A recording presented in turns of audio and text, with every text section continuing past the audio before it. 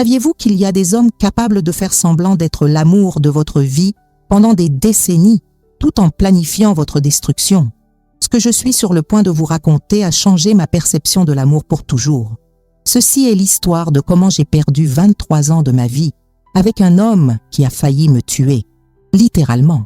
Avant de commencer, j'adorerais savoir d'où vous m'écrivez. Laissez-le moi dans les commentaires. Et si c'est la première fois que vous êtes ici, je vous invite à vous abonner car chaque semaine, je partage des histoires vraies qui peuvent changer votre perspective sur les relations. Bonjour, je m'appelle Clara et je suis née dans une famille de 11 frères et sœurs en pleine campagne française, dans le Massif central. Notre vie était extrêmement compliquée, principalement parce que j'ai toujours été une enfant très curieuse. J'ai toujours eu le désir ardent de connaître, d'apprendre, de grandir. À cette époque, non seulement moi, mais aussi mes frères et sœurs, ne pouvions pas étudier parce que mon père travaillait au champ et avait pratiquement besoin de notre aide. Après tout, il avait 11 enfants à nourrir. Comme mon père déménageait constamment, passant 6 mois dans une ferme, puis 6 mois dans une autre, nous ne pouvions jamais nous installer suffisamment pour étudier de manière cohérente. Cette instabilité a marqué mon enfance d'une manière que je ne comprendrai que des années plus tard. J'ai commencé mes études à l'âge de 10 ans, quand j'ai commencé à travailler comme nounou chez la propriétaire de la ferme où mon père travaillait. C'est alors que j'ai commencé mon éducation formelle et j'étais extrêmement curieuse. J'avais une soif insatiable d'apprendre, de lire. Mon plus grand rêve était de faire des études universitaires un jour. Une chose dont je suis énormément fière, c'est que lorsque je suis entrée à l'école à 10 ans, je savais déjà lire et écrire et je pouvais même faire des calculs de base, de multiplication et de division. Tout cela, je l'avais appris seule à la maison, avec détermination et patience. J'ai vécu et travaillé avec cette dame, qui fut une figure très importante dans ma vie, de mes 10 à mes 17 ans. À 17 ans, l'opportunité d'aller à Paris est apparue. Jusque-là, j'avais terminé mon éducation secondaire obligatoire. Cette opportunité d'aller à Paris est apparue également pour travailler comme nounou. J'imaginais que ce serait le paradis dans ma vie, que j'aurais de meilleures conditions économiques et que je pourrais continuer mes études, terminer le lycée et éventuellement faire des études universitaires. Mais ce ne fut pas exactement ça. J'ai fini par travailler à Neuilly-sur-Seine. Et pour ceux qui connaissent Paris, ils savent que Neuilly-sur-Seine, dans les années 80, était un quartier exclusivement conçu pour les familles aisées. Il n'y avait pas d'infrastructure pour les gens normaux comme nous, qui voulaient prendre le bus pour aller à l'université ou au lycée. C'étaient des villas occupant un pâté de maisons entier, avec de hauts murs, et j'y suis restée 2 ans à travailler jusqu'à ce que j'obtienne des vacances pour visiter mes parents. Quand j'ai quitté le Massif central pour Paris, j'avais un petit ami ici avec qui j'avais commencé à sortir à 14 ans. Ce petit ami est allé à Paris en 89 et nous avons continué. Nous nous sommes fiancés. Comme je n'arrivais pas à étudier, l'idée était de nous marier pour aller vivre à Boulogne-Billancourt, où je pourrais continuer mes études. Mais en janvier et février 91, j'ai obtenu des vacances à mon travail et je suis retournée dans le Massif central pour visiter mes parents. J'étais folle de joie, car après presque 2 ans sans les voir, je me sentais vraiment très satisfaite. J'ai acheté des cadeaux et je suis venue excitée. Mon petit ami m'a déposée à la gare routière, je suis arrivée là-bas, je suis montée dans le bus avec un petit livre d'Amélie Nothomb à la main parce que je lisais toujours. Quand je monte dans le bus et que je range mes affaires dans le porte-bagages, un garçon merveilleux, quelque chose d'un autre monde pour moi, s'est levé et s'est proposé de m'aider à ranger mes sacs et mes cadeaux. C'était un voyage de presque 8 heures et ces heures ont passé en un éclair parce que nous avons beaucoup conversé. Nous allions dans la même ville. Je descendrai un peu avant, car mes parents vivaient à la campagne. Notre conversation a coulé naturellement. Il m'a raconté son histoire. Il étudiait la gestion à Paris. Il connaissait des gens que je connaissais aussi dans ma ville. Ce fut une très bonne conversation, très enrichissante. Je n'ai pas vu les heures passer. C'était une personne très élégante, très raffinée, et il étudiait la gestion. J'avais un petit ami et je conversais. Mais je savais que cette conversation n'était que cela, une conversation. Quand je suis descendue, avant lui, Il m'a demandé mon numéro de téléphone. J'ai décidé de ne pas le lui donner, d'abord parce que j'avais un petit ami, et ensuite parce que la dame de la maison où je travaillais n'aimait pas que nous donnions notre numéro. Alors il a mis la main dans sa poche, a sorti une carte de visite qui à ce moment-là m'a semblé très élégante et me l'a donnée. J'ai pris cette carte, je l'ai mise dans mon sac et je suis allée à la campagne. Quand je suis revenue, ma relation n'était plus la même. Je sentais déjà que nous avions besoin de quelque chose de différent. Je ne voyais pas en lui ce désir d'étudier, de grandir. Il était très travailleur, il avait 19 ans à ce moment-là et avait déjà sa propre entreprise. Il était bien professionnellement, mais il ne voulait pas étudier. Et étudier, vouloir connaître pour moi, c'était l'une des choses les plus importantes. Je n'ai pas pu oublier ce garçon du bus. Un mois et demi se sont écoulés. J'ai mis fin à ma relation de 6 ans. J'ai pris le téléphone le cœur serré, car en réalité, je n'étais pas sûre qu'il se souviendrait de moi après presque 2 mois. J'ai appelé avec beaucoup de peur et quand il a répondu, ce fut l'une des sensations les plus incroyables que j'ai vécues dans ma vie. Jusqu'à aujourd'hui, je suis émue parce que ce fut l'une des meilleures sensations que j'ai expérimentées. Je mourrais de peur qu'il ne se souvienne pas de moi, mais ce fut tout le contraire. Immédiatement, quand j'ai appelé et que je lui ai dit que j'étais la personne du bus, il m'a dit « Je ne t'ai pas oublié un seul jour de ma vie. Tous les jours, tu as marché avec moi et j'étais certain que tu allais m'appeler. Nous avons conversé et nous sommes donné rendez-vous. Quand nous avons conversé au téléphone, j'avais un petit ami. Quand nous nous sommes rencontrés, je n'en avais plus. Lors de notre première rencontre, comme il n'y avait pas de bus et qu'il vivait dans une résidence près de l'Opéra Garnier à Paris, nous avons fini par passer la nuit sur le toit de l'immeuble. Il est descendu à son appartement, a monté des oreillers, des draps, et quand il est monté, je suis restée en haut à attendre. Quand il est monté, il a apporté un œuf de Pâques. C'était le carnaval quand je l'ai rencontré, du temps avait passé, Pâques s'était passé, alors Pâques s'était déjà passé quand il est monté avec cet œuf. Je n'avais jamais vu un œuf aussi grand, il était énorme. Il m'a dit qu'il était tellement certain que j'allais le chercher, qu'il avait commandé cet œuf spécialement pour moi. Je fus très émue et je pensais, c'est l'homme que le destin a fait pour moi. Nous sommes le couple parfait. Alors nous avons commencé à sortir ensemble. Et ce même jour, le premier jour où nous nous sommes rencontrés, nous avons déjà eu des relations intimes. Je me souviens que ce jour-là, il a aussi commencé à montrer une certaine possessivité. Comme j'avais eu une relation de 6 ans, il était évident que j'avais eu des relations intimes avec mon ex-petit ami. Mais il est venu avec une conversation du genre « Le destin est si bon, j'étais si certain de te trouver que je me suis préservé pour cela. Jusqu'à aujourd'hui, je ne suis jamais sorti avec aucune femme, ce qui m'a fait comprendre qu'il n'avait eu aucune expérience avec aucune autre femme. Avec ça, je me suis senti un peu obligée de lui avouer que je n'étais plus vierge, ce qui dans les années 80, début des années 90, était un tabou. Je me suis sentie obligée de le lui dire, que malheureusement j'avais déjà eu des relations. Il m'a serré dans ses bras et m'a dit « Ne t'inquiète pas, je te pardonne pour ça ». Il était entrepreneur, étudiait la gestion et moins de 2 mois plus tard, connaissant mon désir d'étudier et de vivre dans un autre quartier, il m'a dit qu'il allait m'aider, qu'il trouverait une maison, un endroit pour vivre, pour que je trouve un autre emploi et reprenne mes études au second semestre 91. Il a trouvé une pension et m'a demandé si j'avais de l'argent car le propriétaire voulait recevoir les 6 premiers mois d'avance. Je lui ai dit que oui, que je pouvais et j'ai fini par payer 6 mois de pension.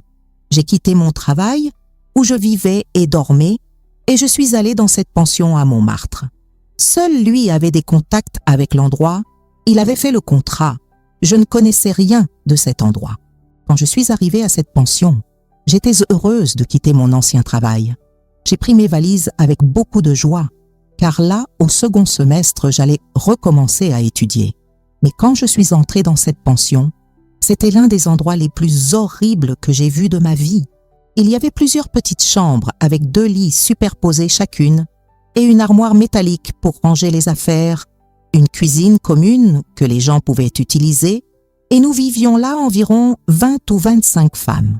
Jusque-là, j'ai pensé, bon, Tout pour un bien plus grand. Allons-y. Mais après, j'ai découvert que le propriétaire fermait la pension à 20h30 et ne la rouvrait qu'à 6h du matin.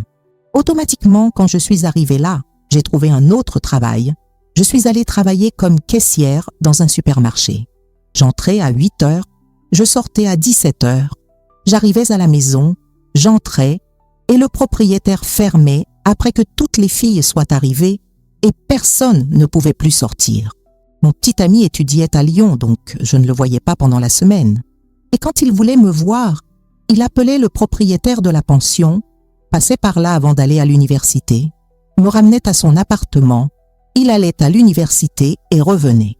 Autrement dit, j'étais enfermée du lundi au vendredi dans une pension, et le samedi j'allais à cet appartement, je passais le week-end là-bas, et le lundi je revenais. Mais même ainsi, tout allait bien. C'est alors que lui, étant entrepreneur, a commencé à me montrer comment faire pour économiser de l'argent. Car si j'avais l'intention d'étudier, à cette époque, je lui ai aussi demandé si je pouvais reprendre mes études au second semestre, puisque je ne pouvais pas sortir de la pension. Il m'a dit « Calme-toi, mais le semestre prochain, qui serait l'année prochaine, tu y retournes.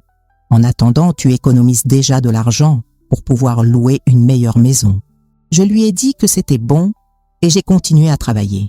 Il a fait un tableau pour que je note toutes mes dépenses et après la fin du mois, comme je n'avais pas de compte courant à cette époque, il m'a dit « Non, je garde l'argent pour toi. Au début de l'année prochaine, quand ton contrat ici expirera, nous louerons une meilleure maison pour toi. » J'ai tout fait pour économiser et avoir de l'argent pour l'année suivante, avoir une meilleure maison. Je notais tout sur ce tableau. En novembre de cette même année 91, nous avons voyagé en Provence et je fus encore plus heureuse quand il a dit qu'il m'emmènerait rencontrer sa famille. Il était merveilleux, très serviable. Il m'enseignait des choses sur la gestion, comment économiser de l'argent et nous conversons beaucoup. Nous sommes allés là-bas, en Provence, rencontrer ses parents et j'étais assez éloignée de ma famille car j'allais très peu à la maison. Nous sommes allés là-bas, j'étais heureuse. J'ai vu que c'était vraiment une relation sérieuse et nous sommes revenus à Paris. En décembre, j'ai découvert que j'étais enceinte, là, dans la pension. Quand j'ai découvert que j'étais enceinte, je suis allée le lui dire, je l'ai appelé le week-end et j'ai pensé qu'il serait aussi heureux. Mais quand je suis allée lui parler de ma grossesse, la première question qu'il m'a posée a été « Le père, c'est qui? Ton ex-petit ami ou moi ?» Jamais je n'aurais imaginé entendre ça de lui, après tout ce que nous avions vécu.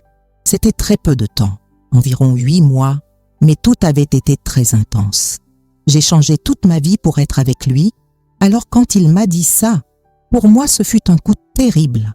En essayant de lui expliquer, je lui ai dit « Comment est-il possible que tu doutes? Je n'ai plus jamais revu mon ex-petit ami, je ne lui ai plus jamais parlé. » Il m'a dit « Bon, c'est ce que tu me dis. Tu sors travailler à 7h du matin, tu rentres à la maison à 19h, tu as ton heure de déjeuner. » En essayant de m'expliquer, de le convaincre que ce n'était pas possible, déjà en pleurs, je lui ai dit tout ça. Il m'a serré dans ses bras et m'a dit « Calme-toi, ne t'inquiète pas. Je ne suis pas ce genre de lâche comme beaucoup d'autres. Je vais assumer cette créature, je vais prendre soin de toi. Mais fais bien attention à ce que je vais te dire. Je ne suis pas un idiot. J'ai passé toute ma grossesse à essayer de lui prouver que j'étais digne d'être avec lui, qu'il ne le regretterait pas. Il a aussi totalement changé. L'homme gentil qu'il était, il a cessé de l'être. Ma grossesse fut une torture à tous égards. Nous avons vraiment loué une maison, mais l'argent que je lui avais donné, qui était destiné à mes études, c'est moi qui payais le loyer. Et il a été très clair avec moi. Il m'a dit « Écoute, je fais l'université. Je n'ai pas les moyens de t'entretenir, de faire ceci et cela.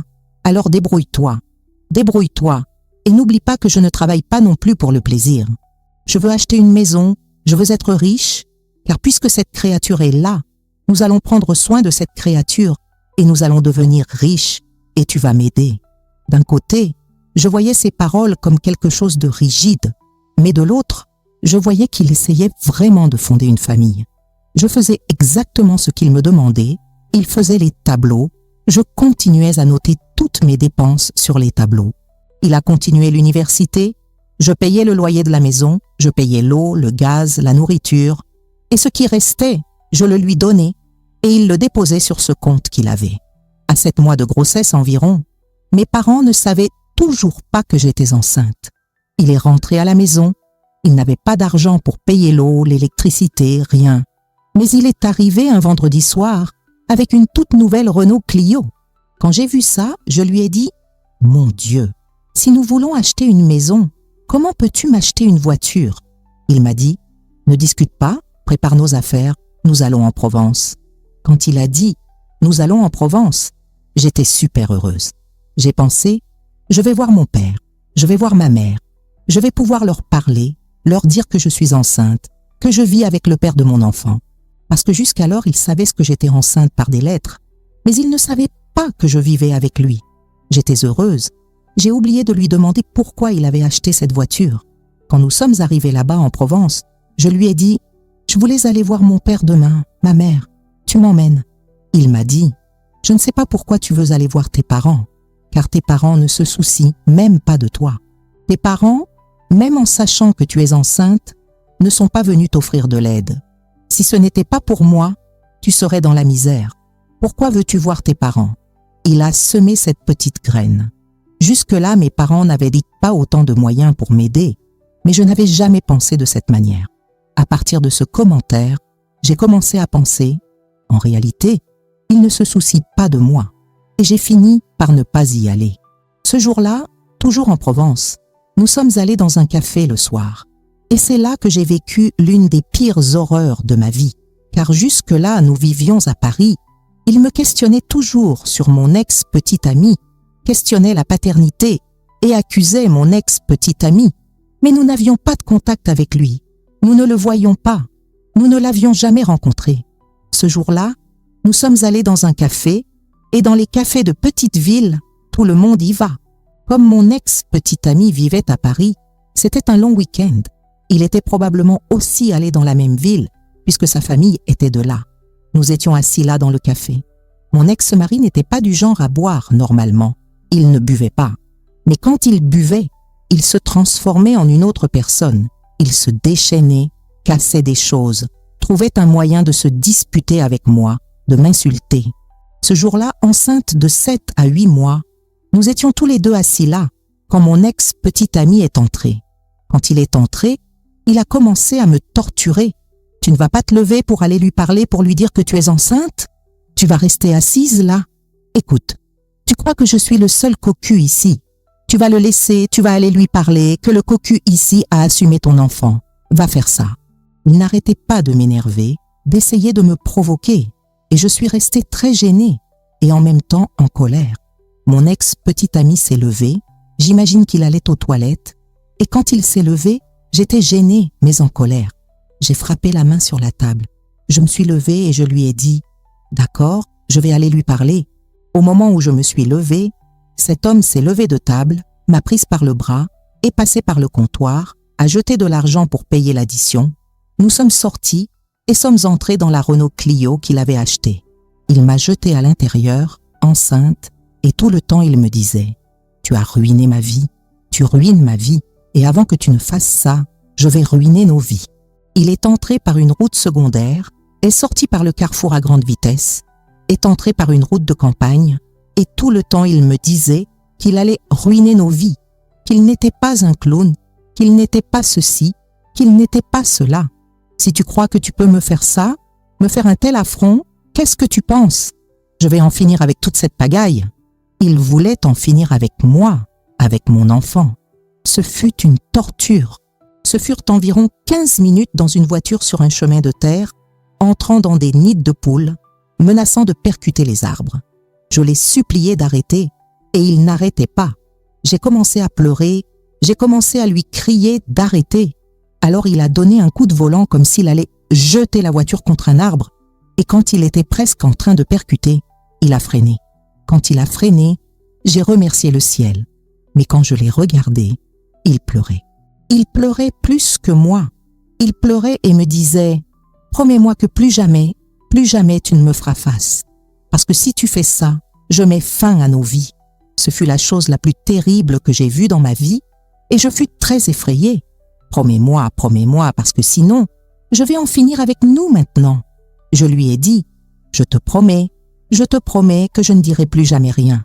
Je lui ai dit, mais sortons d'ici, partons. Il était ivre et nous sommes rentrés chez sa mère, où nous logions. Le lendemain, cet homme était un ange. Mon amour, on va faire ça. Mon amour, on va faire ça. Mon amour, tu veux aller chez ta mère? Allons voir tes parents. Je n'allais pas bien. J'étais très inquiète. Mais quand il a commencé avec mon amour, j'ai pensé, bon, je ne peux même pas me disputer. Je ne peux pas être en désaccord. J'ai fini par aller chez ma mère et nous sommes revenus à Paris. Quelques mois plus tard, j'ai eu mon fils. Pour changer, mon fils est né un lundi à 19h. J'ai pris le bus, je suis sortie de mon travail, j'ai travaillé jusqu'au dernier jour de ma grossesse. Je suis sortie de mon travail, je suis allée directement à l'hôpital. Je l'ai appelé pour lui dire que j'allais probablement avoir le bébé ce jour-là, qu'il vienne. Il m'a dit de commencer à arranger les choses là-bas, qu'il arrivait bientôt. Mon fils est né, je me suis fait admettre, j'ai signé mon admission. J'ai eu mon fils seul, loin de tout le monde. Je n'avais personne près de moi. Il est apparu le lendemain à 14h. Évidemment, je me suis sentie très mal, mais je n'ai rien dit de plus et j'ai continué ma vie. J'ai passé mon congé maternité. Je suis retournée au travail et dès que je suis retournée au travail, j'ai été licenciée. Quand j'ai été licenciée, ça a recommencé. Maintenant, tu dois te débrouiller, tu dois prendre soin de ton enfant, tu te débrouilles, même si ton travail n'aide en rien car tu gagnes une misère. Mais c'est avec cette misère que tu vas devoir vivre. Tu te débrouilles, tu trouves ton travail, car je ne vais pas t'entretenir longtemps.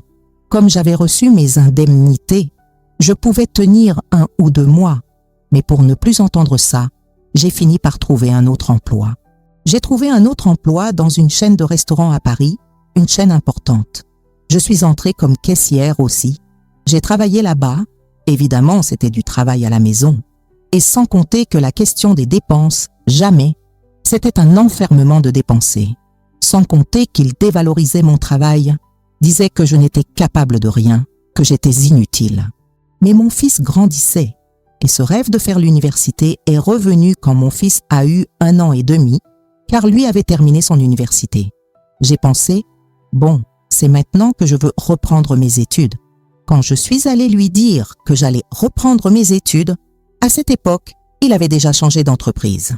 Il travaillait dans une entreprise, dans une multinationale qui a fermé sa filiale ici, en France. Mais il a trouvé un autre emploi à Neuilly, une très bonne entreprise aussi. Je lui ai dit, écoute, maintenant que tu as terminé ton université, alors maintenant tu restes avec le bébé. Et moi, je vais commencer mon baccalauréat. Il m'a dit, d'accord, mais avant j'ai besoin de te dire quelque chose. L'entreprise où je travaille va me subventionner pour pouvoir faire un diplôme en administration, qui est un poste que je recherche dans l'entreprise. Pour obtenir ce poste, je dois faire le cours d'administration. Alors attends un peu plus, nous allons économiser un peu plus, car maintenant tu vas devoir entretenir la maison seule, car je vais devoir payer l'université. J'aurai des coûts avec ça. Je fus blessée, mais j'ai continué. J'ai pensé, il n'y aura pas d'autre moyen. Quand mon fils avait environ 3 ans, je suis tombée enceinte du 2e. Notre mariage n'était pas bon. Je n'étais pas heureuse. Mais je suis tombée enceinte. Tout a recommencé. À qui est cet enfant? Au boulanger ou à ton chef? À l'époque où je suis tombée enceinte pour la 2e fois, j'avais déjà été promue à mon travail. Dieu merci. J'ai été promue. Mon salaire a un peu augmenté. J'ai cessé de travailler dans la partie opérationnelle et j'ai commencé à travailler dans la partie administrative. Il disait que ce n'était pas par mérite, que j'avais sûrement une liaison avec quelqu'un là-bas dans l'entreprise. Alors, par exemple, j'entrais au travail à 8h et sortais à 17h. L'horaire du bus, je passais par la crèche, je prenais mon fils et je rentrais à la maison. Il savait plus ou moins combien de temps cela prenait. Si je mettais 5 minutes de plus à arriver en dehors de l'horaire, c'était sûrement une dispute. Il avait déjà tout calculé. Mes horaires étaient contrôlés. Je ne pouvais pas y échapper. Je suis tombée enceinte de mon 2e enfant. J'ai continué à travailler. J'avais très peur d'être licenciée à nouveau en revenant au travail. Mais ce ne fut pas le cas. Au contraire, quand je suis revenue travailler, On m'a donné un secteur, c'était un secteur des ressources humaines. On m'a mise chef du secteur des ressources humaines, un salaire de 1 000 €. Il était déjà presque à la fin de son diplôme en administration. Mon fils avait déjà environ 3 ans, l'aîné avait déjà 5 ans, et le plus jeune avait 2, 3 ans. J'ai pensé, bon, qu'il termine ses études ou non, je vais commencer à étudier, car j'avais déjà un meilleur salaire. J'ai dit, je vais engager quelqu'un pour rester la nuit avec eux, et je vais reprendre mes études. Quand je lui ai dit ça, que j'allais reprendre mes études, il m'a dit, tu es une mère dénaturée. Tu as le courage de laisser tes enfants entre les mains des autres. Il a continué à parler et je lui ai dit, ça te coûte d'attendre 1 an ou 2 de plus. Qu'est-ce que ça va changer dans ta vie? Je lui ai dit, d'accord, alors attendons 1 an ou 2 de plus. Et j'ai attendu qu'il termine son administration des affaires. Quand il a terminé son administration des affaires, l'entreprise où je travaillais de 8 h à 17 h, cette entreprise était une chaîne de restaurants et de brasseries. Et l'un des établissements avait des problèmes pour trouver un gérant opérationnel pour le soir. On m'a demandé si je pouvais, pendant un certain temps, couvrir ce poste vacant. Dans ce cas, j'allais gagner un bon salaire, donc j'allais avoir mon salaire, et j'allais avoir en plus le salaire. J'allais avoir 2 postes et 2 salaires. J'ai accepté. J'ai commencé à travailler de 8 h à 17 h. Je courais à la maison. J'ai engagé quelqu'un pour rester la nuit avec les enfants. Je courais à la maison. Je prenais un bain, je donnais un baiser aux enfants et je retournais au travail. Je travaillais de 19 h 30, parfois jusqu'à 1 h du matin. Cela dépendait beaucoup, mais normalement jusqu'à 1 h du matin. Il a terminé son diplôme en administration, mais quand il a terminé le cours d'administration, je travaillais la nuit, donc je n'ai pas pu commencer à étudier à cause de ça. Il a profité de ce temps libre, il est allé passer l'examen d'entrée en droit. Il est allé faire du droit. Mais je gagnais déjà bien ma vie. En fait, il dévalorisait toujours mon salaire. Il disait toujours que je n'étais pas capable. Il disait que mon salaire était une misère. Mais à cette époque, mon salaire était déjà tel. Je pense que, parce que je ne me suis jamais soucié de ce qu'il gagnait, je ne lui ai jamais demandé quel était son salaire. Il surveillait le mien. Alors, par exemple, si je recevais 4 000, disons, si je dépensais 2 000, les 2 000 autres, je devais les mettre sur ce compte. Et à cette époque, il n'y avait pas de compte joint. À cette époque, je gagnais aussi bien. Et en plus, je gagnais quelques pourboires la nuit parce que j'étais dans la partie opérationnelle. Et en tant que gérante, je finissais par gagner pas mal de pourboires. J'ai cessé de les déclarer sur le tableau familial qu'il appréciait tant. J'ai cessé de le faire. Et j'ai commencé à acheter des choses pour les enfants. Alors je voulais acheter des petits vêtements. Et les enfants étaient heureux, moi aussi j'étais heureuse, et ils ne le savaient pas. Tout allait bien. Nous avons acheté un appartement là-bas à Paris, nous y avons vécu. Nous vivions à Montmartre, je travaillais à Saint-Denis. Je voulais absolument à cette époque mettre mes enfants dans une école privée, car mon fils aîné a étudié dans une école publique pendant la première année, et je sais qu'il n'allait pas bien là-bas. À cette époque, j'avais les moyens. Nous avions déjà les moyens de payer une école privée pour lui, pour les 2, et mon plus jeune allait aussi entrer à l'école. Il a résisté, il a dit non, non, non. Je lui ai dit, je ne te demande pas de payer, je te dis que c'est moi qui vais payer. Il m'a dit, oui, mais ne me demande pas d'aide. Je lui ai dit, non, tu peux être tranquille.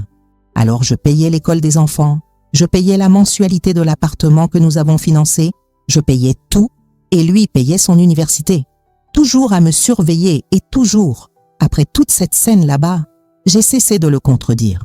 Mais quand j'ai eu de l'aide financière, quand je me suis stabilisée financièrement, j'ai commencé à lui faire face. Alors je m'en fichais un peu. J'étais déjà au point où s'il voulait, tant mieux. S'il ne voulait pas, amen. S'il veut se tuer, qu'il se tue, mais je ne monte plus en voiture avec lui. Mais il buvait, parfois quand nous nous disputions, il se coupait. Il se coupait quand je lui disais « Ce sera comme ça et peu importe ce que tu penses. Si tu veux, parfait. Si tu ne veux pas, ce sera comme ça. Regarde ce que tu nous fais. Tu détruis notre famille. Aujourd'hui, j'étais le chef de cette famille. Maintenant, tu... » en ces termes. Et il disait « Je vais mettre fin à ma vie. Je vais mettre fin à ma vie. » Et il se coupait il se coupait la main et me l'a montré. La première fois que j'ai voulu me séparer, il a dit « Si tu pars, je vais ». Et il se déchirait. Il se piquait la main, il la piquait et après il pleurait. Après il pleurait, et je ne voulais pas voir ça. Normalement, j'avais une fille qui s'occupait de mes enfants et il faisait ça parfois près des enfants. Les enfants étaient dans la chambre et il faisait ça, il criait dans le salon où qu'il soit, voulant faire cette scène pour que mes enfants voient. Je demandais à la fille de sortir avec les enfants, de descendre, de faire un tour dans la rue pour qu'ils ne voient pas ça. Je finissais par rester, je continuais et il pleurait et je disais « D'accord, tout va bien, mais j'allais le faire, mais d'accord ». Je finissais par le faire, avec moins d'envie, mais je ne le laissais pas contrôler totalement. Par exemple, la question de l'école des enfants. Mes enfants ont fini par aller dans une école privée. Je les emmenais le matin et ils restaient toute la journée à l'école. J'ai cessé de travailler la nuit. Quand j'ai mis mes enfants à l'école, ils restaient pendant la journée à l'école. À mon travail, j'ai demandé à sortir 2 fois par semaine parce que je voulais reprendre mes études. Mais je n'étais plus la jeune fille de 19 ans. J'étais déjà une femme de presque 30 ans. J'aurais aimé faire le baccalauréat normal, mais à 30 ans, je ne me voyais plus dans une salle de classe tous les jours. Mais je savais qu'il y avait la possibilité du cours pour adultes. J'ai commencé à faire un cours pour adultes où nous allions en classe 2 fois par semaine. Et dans ce cas, j'irais le matin 2 fois par semaine. Mon chef m'a libérée pour pouvoir faire cela. Après, peu de temps après, il a aussi demandé que je fasse un cours de gestion, un cours technique de gestion, pour pouvoir occuper le poste de gérant là-bas. Je l'ai fait sans qu'il le sache. Seulement quand je suis allée passer l'examen, qui est un examen final, j'ai suivi ces cours pendant 1 an. Après, nous avons fixé un examen et nous y allons et nous passons un examen où nous validons toutes les matières et nous recevons le diplôme du baccalauréat. Cela à 30 ans. J'ai fait tout ça. Le jour de l'examen, quelques jours avant l'examen, je lui ai dit que j'avais fait ça, que je n'allais plus à l'école normale, mais que j'avais fait un cours pour adultes, que j'avais besoin qu'il reste avec les enfants le samedi pour que je puisse passer l'examen. Ce fut une dispute. Alors il a tout cassé dans la maison. Tu fais des choses en cachette de moi. Si tu fais ça en cachette de moi, imagine ce que tu ne fais pas dans mon dos. Tu es une vagabonde, tu es les pires insultes. Je ne vais pas garder les enfants de personne. Sont-ils même les miens? Je les élève, mais sont-ils les miens? Je lui ai dit que c'était bon. Il n'est vraiment pas resté. J'ai demandé à... Comme je n'avais pas beaucoup d'amis, j'ai demandé à la mère d'un camarade de classe de mes enfants s'il pouvait tout passer la journée à jouer là-bas.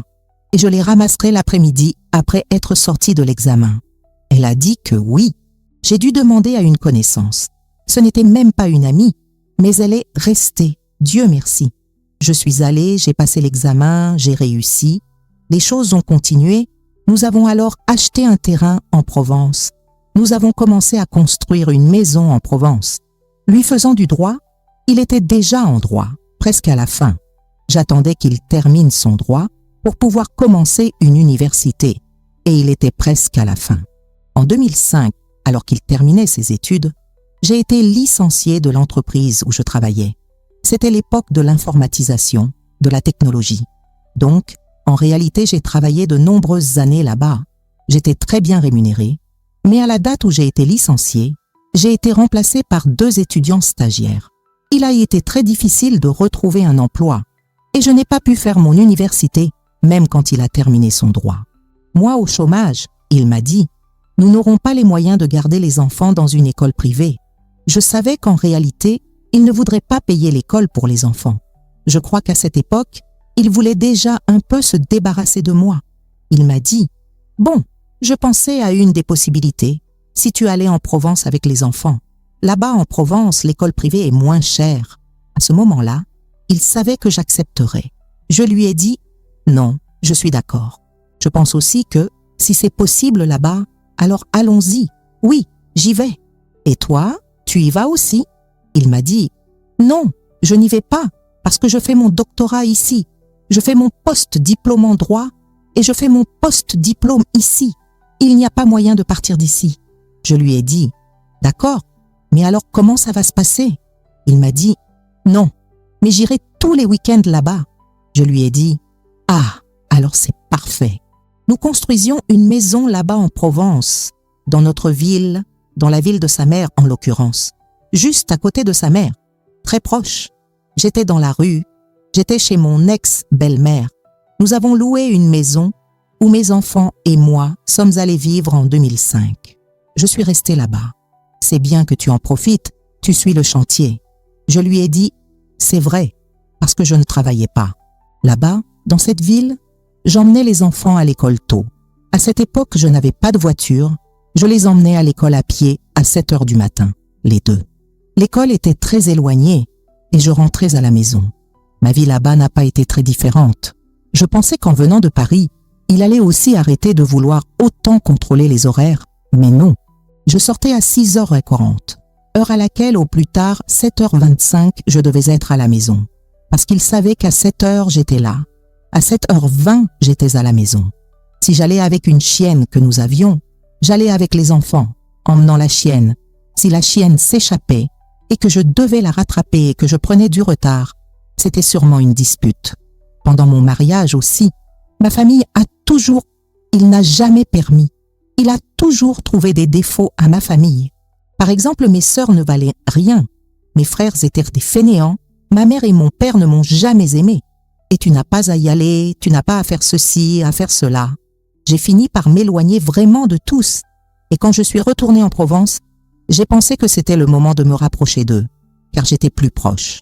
En réalité, mes parents vivaient à 20 km de ma maison, donc je pouvais dans ce cas, un week-end, pouvoir les recevoir ou les recevoir chez moi. Mais je ne pouvais pas, parce qu'ils m'appelaient par exemple, ils m'appelaient le matin quand je suis sortie pour aller à l'école, après le matin de nouveau à 7h20, après il m'appelait à 8h30, après il m'appelait à 9h30, après il appelait à 10h30 pour vérifier que j'étais à la maison. Je sortais chercher les enfants à 11h45. Alors il m'appelait. « Tu es déjà sorti ? Je te rappelle dans un instant. » Il rappelait. Je ne pouvais pas appeler mes parents pour qu'ils viennent là-bas. Et les quelques fois où ils sont venus chez moi, je ne l'ai pas prévenu que ma famille était là.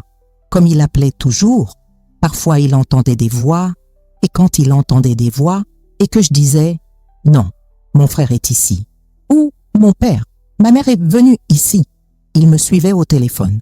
Tu ne vas pas cesser de me parler pour pouvoir donner de l'attention à une personne qui ne t'aime pas.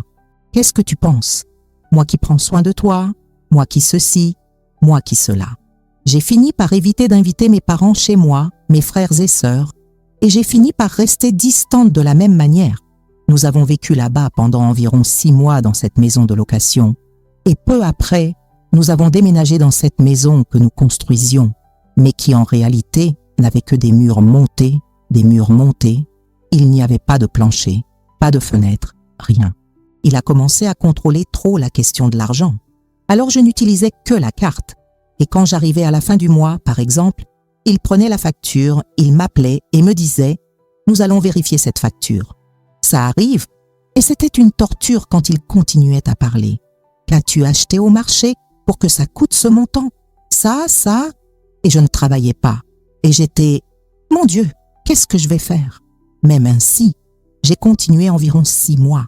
6 mois plus tard, je lui ai dit « Je vais économiser au moins le loyer, je vais vivre dans ce chantier. » C'était un chantier, ce n'était pas une maison, c'était un chantier. J'ai pris mes enfants et je suis allée y vivre. Il a économisé le loyer.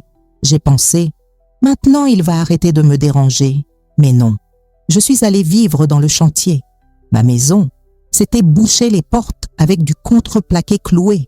Nous ne laissions qu'une seule pour pouvoir ouvrir, sortir.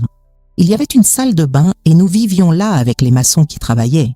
Mon fils était déjà en 2e année. Je voulais qu'il fasse aussi un cours technique, car jusque-là, il n'en avait jamais fait.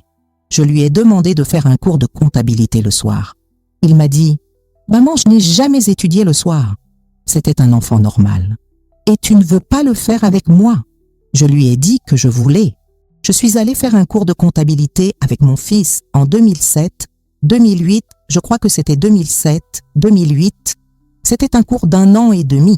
Nous avons fait de la comptabilité, nous sommes allés faire de la comptabilité le soir.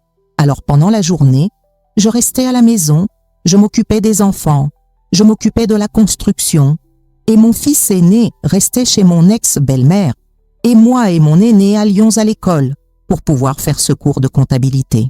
Là, ça a recommencé.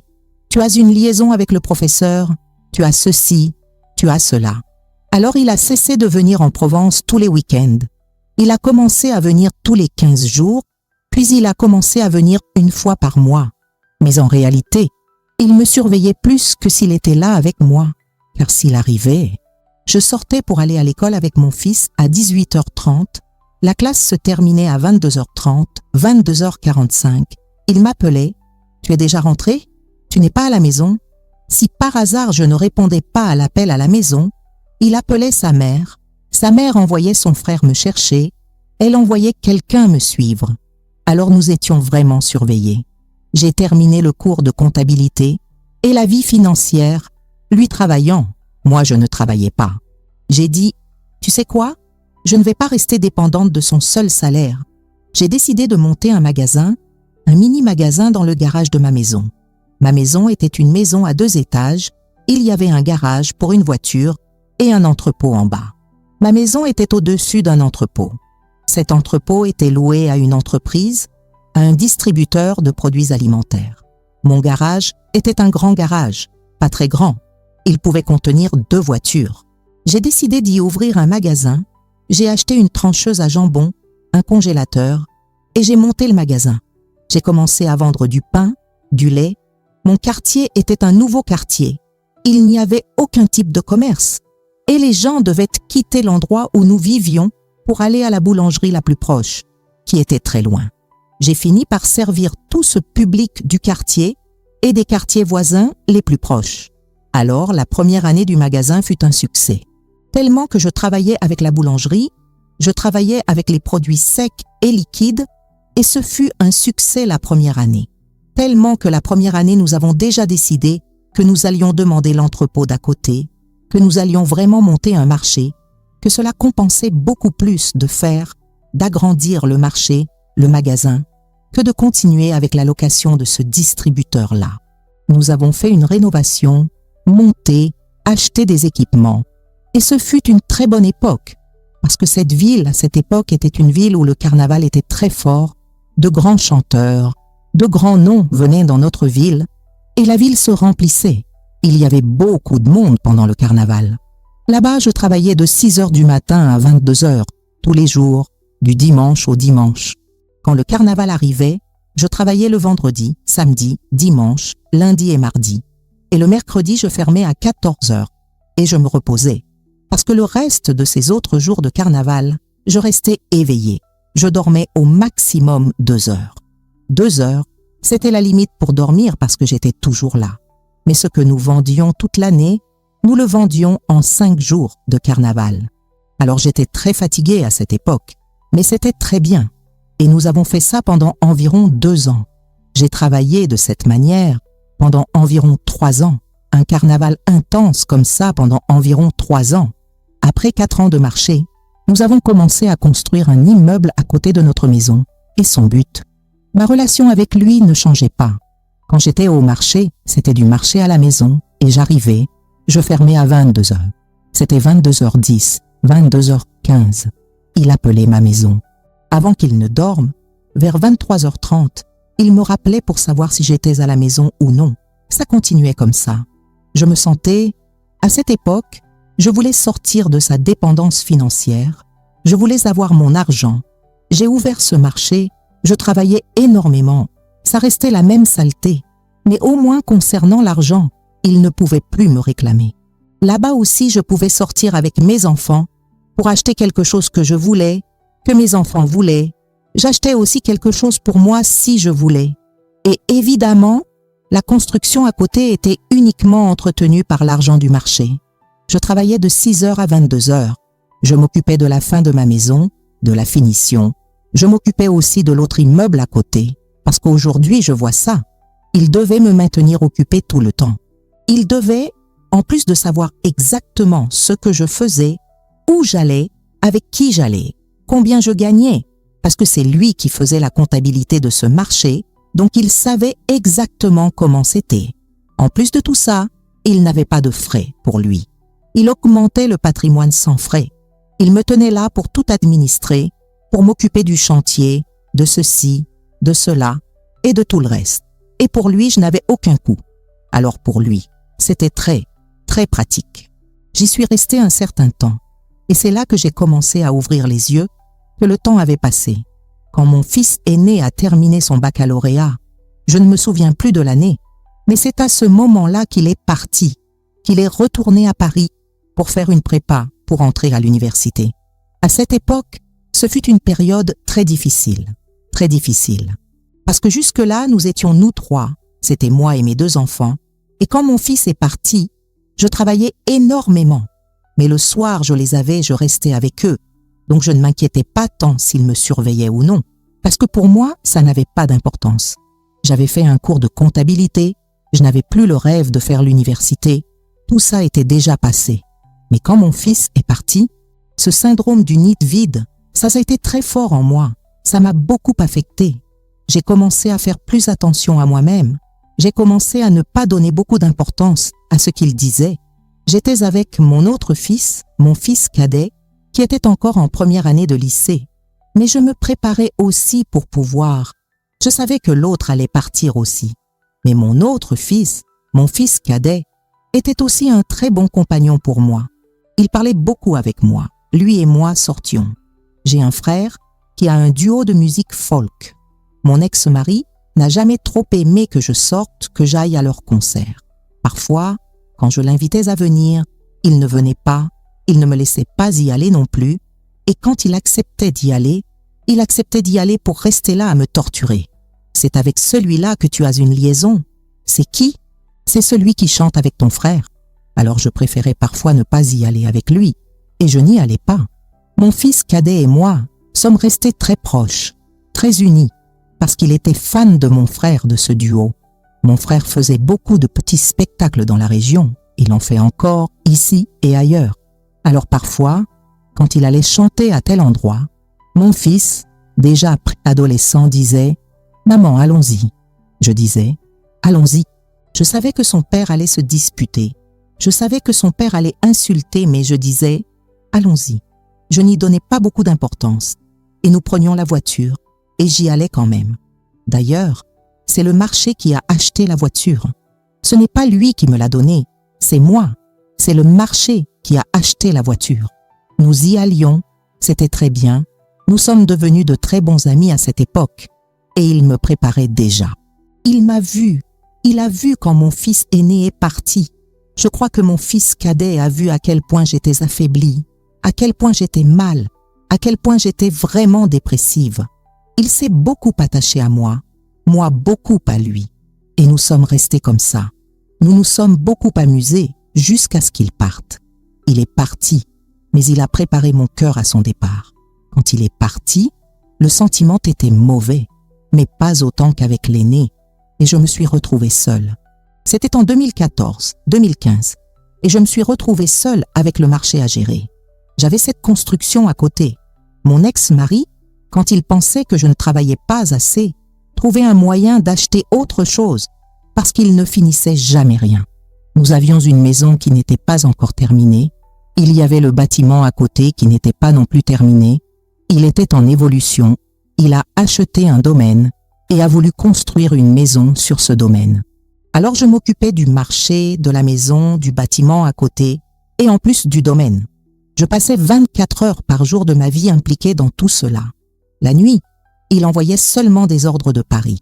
La première chose que je faisais en me réveillant, j'ouvrais mon email et là, dans l'email, il y avait les tâches du jour.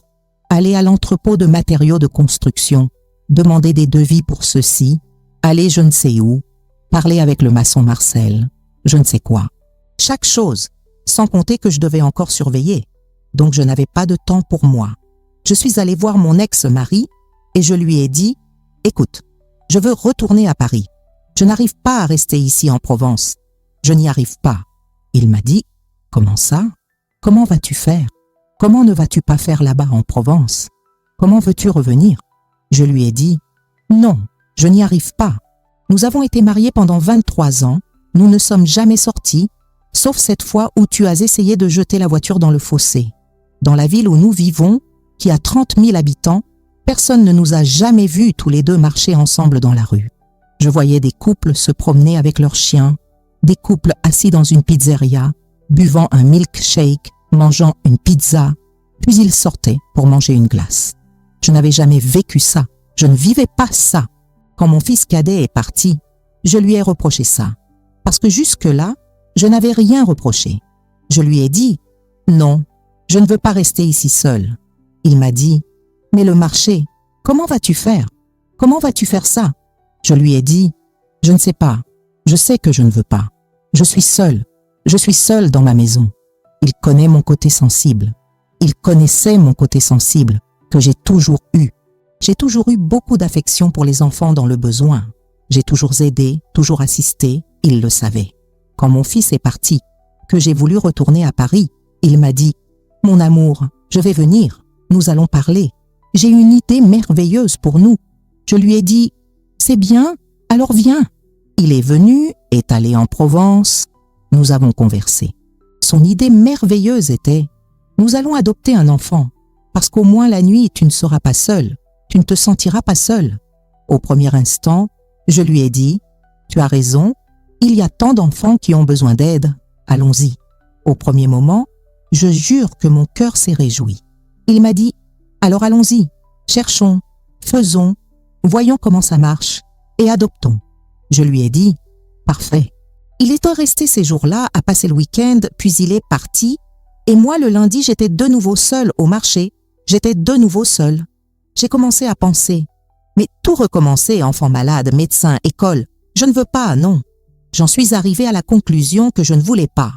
Je lui ai dit « Non, j'ai réfléchi et je ne veux pas adopter. » Il m'a dit « Tu ne veux pas adopter?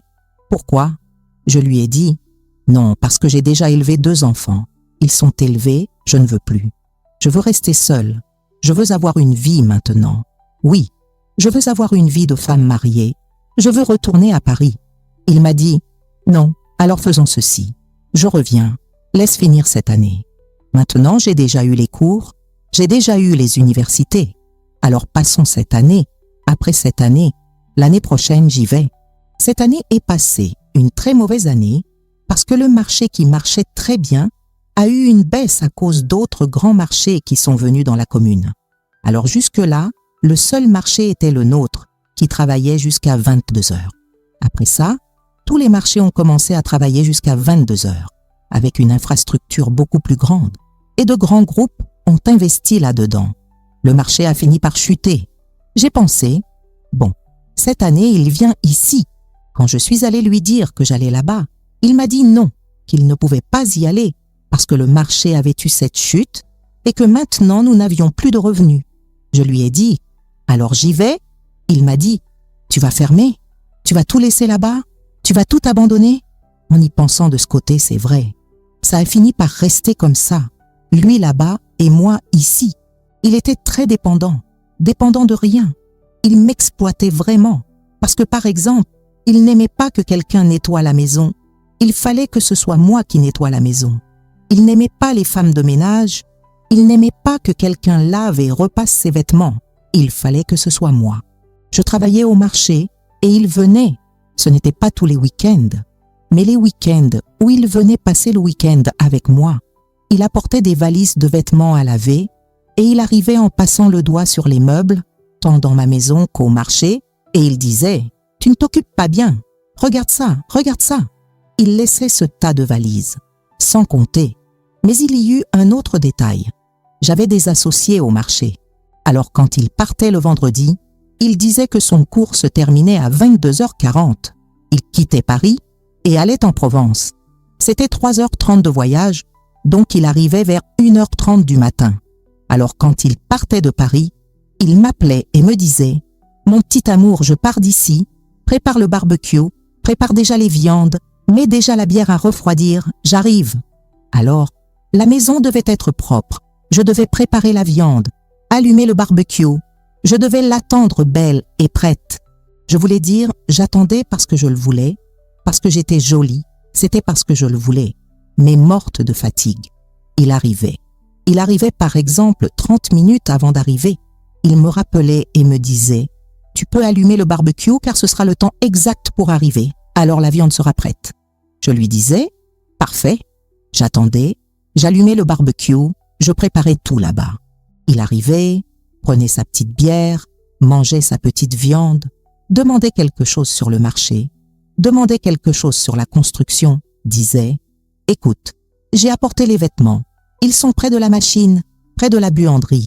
N'oublie pas, mes chemises ne peuvent pas aller à la machine. » Je disais « D'accord. » Il allait dormir. J'allais dormir aussi. Le lendemain, je me levais tôt, j'allais travailler. Il se levait tôt, passait par le marché, prenait une glacière de bière, prenait plus de viande, prenait ses parents qui vivent tous voisins, et ils allaient à notre ferme faire un barbecue. Et moi, je travaillais. J'ai commencé à voir ça, j'ai pensé « Mon Dieu, qu'est-ce que je suis en train de faire ?» J'arrivais en courant, parce que non, le samedi, je travaillais. Samedi soir, j'allais laver ses vêtements. Dimanche matin, je mettais tout. Ça devait sécher à l'intérieur, pas au soleil, alors ça séchait à l'intérieur. Dimanche, je travaillais jusqu'à 6 heures. Je montais, je prenais ses vêtements, j'allais repasser ses vêtements. Il était sorti, il avait bu sa bière, bla bla bla. Il montait, se tournait vers moi et me disait « Je vais me reposer car aujourd'hui, je vais à Paris vers 23h, 23h30. Tu me réveilles et je pars. » Et il me laissait repasser les vêtements qu'il apportait pour que je les lave et les repasse et lui allait dormir. Je voulais dire, nous ne restions pas du tout ensemble. Quand mon fils, une des choses qui me rend parfois malade de savoir ça, la remise de diplôme de mon fils cadet a aussi fait de la comptabilité comme moi, et mon fils aîné aussi. Mon fils cadet a aussi fait un cours de comptabilité, mais cette fois-ci, je n'y suis pas allée. Mais il amenait ses amis pour faire des travaux chez moi. Ils se réunissaient toujours chez moi, ses camarades de cours, et j'ai fini par devenir très amie avec ses amis. Lors de la remise de diplôme en comptabilité, il y a eu une fête de remise de diplôme. Mon ex-mari et moi y sommes allés. Je me souviens qu'à cette fête, le père d'une des amies de mon fils, elle est venue à table. « Ah, c'est Madame Dupont dont je parle à monsieur. » Ce monsieur, le père de cette fille, était veuf. Il a donc élevé 2 filles et un fils seul depuis qu'ils étaient petits. Je connaissais cette histoire. Et cette fille aimait beaucoup mon fils. Et donc, elle a tenu à présenter la famille de son ami à son père. Je me souviens qu'il s'est levé et est allé à la table. Elle est allée là avec lui. Elle m'a présenté, a présenté mon ex-mari, a présenté mon ex-beau-père qui était aussi là. Je me suis levée, j'ai salué, il s'est levé, il a salué, mais je suis restée debout parce qu'il a commencé, ce père de cette fille, a commencé à converser avec moi concernant la fille, concernant l'amitié des enfants, et nous avons commencé à converser à ce sujet. Chose naturelle, normale. Je me souviens que j'étais debout à table, le monsieur de l'autre côté, lui de mon côté, et moi debout. Alors il a commencé à me gratter la jambe avec la clé de la voiture. Avec la clé, il me grattait, et ça me dérangeait, et moi voulant terminer la conversation avec ce monsieur, et ce monsieur, je ne sais pas quoi, en conversant. Quand il a fini, qu'il est parti, je me suis assise et je lui ai dit « Qu'est-ce que tu fais ?» Il m'a dit « Tu n'as pas honte? Même à la fête de ton fils, tu ne cesses pas d'être une traînée et devant son père. » Je lui ai dit « De quoi tu parles ?» Il m'a dit « Tu crois que tu fais honte à ton fils? Tu es une femme. » Et il a commencé à me rabaisser, à m'humilier là-bas à cette fête. J'ai pris le téléphone. Il passait la clé sur moi, sur ma jambe, à moitié en piquant la clé de la voiture dans ma jambe. Et moi, « Arrête ça, arrête ça !» Et il n'arrêtait pas. J'ai pris et j'ai dit, « Tu sais quoi? Je m'en vais. » Je me suis levée et je suis sortie de la fête. Quand je sortais de la fête, il est allé là-bas, m'a tiré par le bras. « Tu sors pourquoi? Si tu sors, c'est parce que… » Je lui ai dit, « S'il te plaît, nous sommes à la fête de notre fils, arrête. » Il a dit, « Qu'est-ce que je vais faire si sa mère est une femme qui n'a pas honte? Sa mère est une femme comme ci, une femme comme ça. » Moi, j'ai eu tellement de rage à ce moment-là que je lui ai donné une gifle en plein milieu de la sortie de la fête. La sécurité est déjà intervenue. Il m'en a donné une autre. « Ne lève plus jamais la main. » Ce fut une bassesse, une bassesse. Là, mon fils est arrivé de l'intérieur, il dansait, et j'ai gâché la remise de diplôme de mon fils. J'étais très blessée par cela, et j'ai fini par partir. Je n'ai pas pu me contrôler ce jour-là, mais c'est passé. Je me suis déjà dit, ça suffit. C'est à partir de là que peu après mon fils est parti, j'ai proposé d'aller à Paris. Il n'a pas voulu. Il a voulu que nous adoptions un enfant pour que je l'élève aussi. Je n'ai pas voulu. Je lui ai dit, viens ici. Il m'a dit qu'il ne pouvait pas. Je lui ai dit, je vais devoir prendre une décision. C'est là que j'ai commencé la thérapie. Je pense qu'il a remarqué le changement en moi au fil des mois. J'ai vu tout ce qui s'était passé dans ma vie, alors j'avais décidé que je devais me préparer parce que je voulais y mettre fin. Mais j'ai continué à faire les mêmes choses. Tout ce que je faisais avant, j'ai continué à le faire. Il apportait du linge, je le lavais, blablabla. Mais en 2016, déjà en thérapie, j'avais déjà commencé à faire de la gym. J'étais déjà plus. Je n'étais pas à 100% bien parce que les humiliations continuaient, les 350 appels WhatsApp continuaient, mais je me renforçais. Je savais que dans quelques mois, j'aurais le courage de me séparer, de sortir de ça. Mais en 2016, un de ces dimanches où je montais, repassais le linge. Je ne me suis jamais dérangée, je ne me suis jamais posé de questions à cause de lui, qui m'appelait tant, qui me surveillait tant. Mon esprit imaginait ainsi. Il n'a pas le temps de me tromper. Il n'a le temps de rien. Je crois que cet homme vit à ma fonction. Il vit à ma fonction. Parce que ce n'est pas possible. Il ne fait rien d'autre dans la vie que de s'occuper de moi. Alors je ne me suis jamais inquiétée de ça. Je ne me suis jamais demandé pourquoi il faisait comme ça. Il arrivait le week-end là-bas avec le portable éteint. Il revenait avec le portable éteint. Je ne me suis jamais inquiétée de ça. Je ne me suis jamais demandé pourquoi il faisait comme ça. Mais un dimanche est arrivé en 2016. Je suis montée pour repasser le linge. Il est monté. Il avait bu une bière. Il est monté. Il est allé dormir. Et il a mis son portable à charger là-bas dans notre dressing. Nous avions le dressing. Et il a mis son portable à charger là-bas dans le dressing. C'était un samedi, pas même le dimanche. C'était le samedi et il est allé dormir. J'étais là, j'ai pensé, je crois qu'il a encore quelques vêtements là-bas à laver, je vais les prendre et je vais les emmener. Mes enfants étaient à la maison et lui dormait. Il avait laissé son portable dans le dressing. Je suis sortie, je suis allée au dressing pour voir s'il y avait des vêtements sales à lui à laver. Là, j'ai vu que son portable était allumé. J'imagine qu'il l'a mis à charger et qu'il s'est allumé tout seul. Et moi, curieuse, parce que je n'avais jamais regardé son portable. Il en avait déjà cassé une dizaine des miens. Il en cassait des milliers. Alors, par exemple, le vendeur me disait bonjour et disait « Je vais vous envoyer la chose ». Je disais « Ah, parfait ». Alors, si je répondais quelque chose « Bonjour, tout va bien », il disait « Qu'est-ce que c'est que ça ? Je ne sais quoi, demande juste d'envoyer, ne t'attarde pas en bavardage ». Alors, quand nous nous disputions, il cassait mon portable et c'était horrible. Mais je n'avais jamais pris son portable car j'imaginais vraiment que lui, sa vie était de vivre à ma fonction, qu'il me surveillait tellement qu'il n'avait pas le temps de faire autre chose dans la vie. Le portable allumé, je suis allée là et j'ai pris le portable. Quand j'ai pris le portable par curiosité, j'ai ouvert, pas que j'ai ouvert WhatsApp.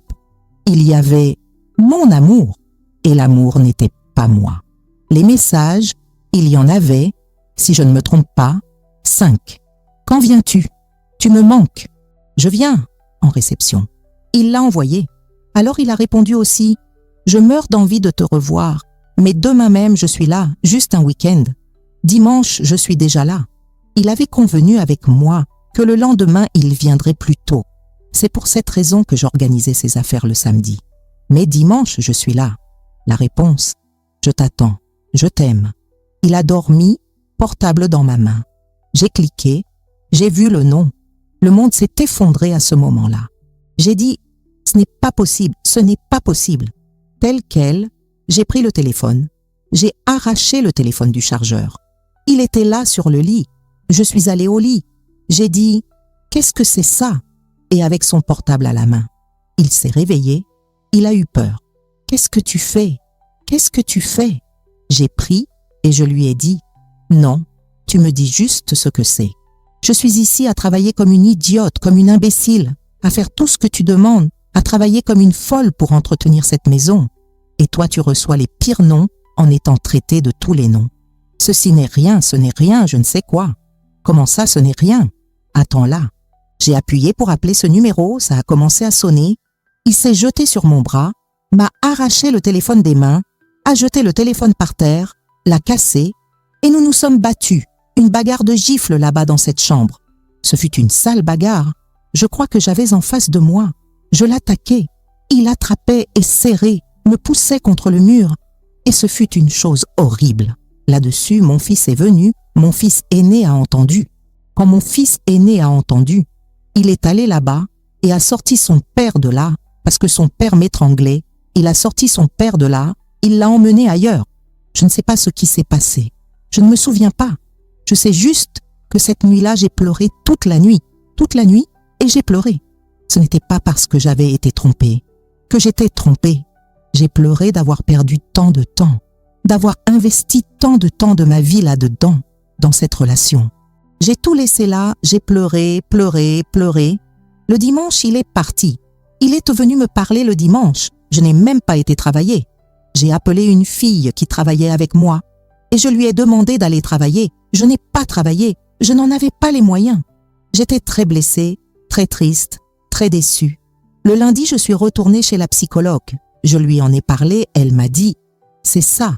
Maintenant, tu as trouvé le courage qui te manquait. » Je lui ai dit « Oui. » En réalité, je suis rentrée à la maison ce jour-là. Je suis allée chercher car je me souvenais du nom de la personne et je me souvenais de la photo. Je suis allée sur son Facebook, je suis allée sur le Facebook de cette personne.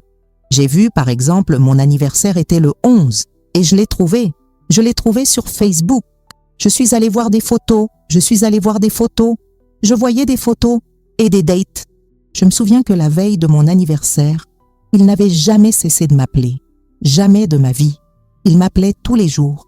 Tous les jours, il m'appelait environ 100 fois. Le jour de mon anniversaire, il m'a envoyé un message. C'était environ 8h30. Pas la veille de mon anniversaire. Le 10 septembre, il m'a envoyé un message. C'était environ 8h et quelques. Il a dit qu'il allait à une réunion. Il allait à une réunion à l'université. Qu'il allait faire une réunion à l'université. Et qu'il n'allait peut-être pas pouvoir m'appeler à 23h30. Et qu'il ne voulait pas me déranger pour dormir, que je pouvais dormir en paix. Chose qu'il n'avait jamais faite de sa vie. C'était le 10, c'était la veille de mon anniversaire. J'ai compris, j'ai dit « Dieu merci ». Quand il m'a envoyé ce message, mais en fouillant le Facebook d'elle, ce jour-là, elle était son élève. Ce jour-là, c'est le jour où il lui a donné la bague de remise de diplôme et elle a posté la bague et a posté eux en train de célébrer et j'ai vu ça. J'ai tout de suite fait le lien. La date de mon anniversaire, c'est la veille qu'il n'a pas répondu, qu'il ne m'a pas appelé. Je me suis souvenu que j'ai laissé toute une vie, je n'ai pas étudié, je n'ai pas pris soin de moi, je n'ai rien fait pour moi, rien. J'ai été humiliée et il a acheté une bague de remise de diplôme pour une autre personne. J'étais détruite. J'ai dit, maintenant ça suffit, maintenant ce sera ce que le destin voudra. Je faisais 2 séances de thérapie par semaine.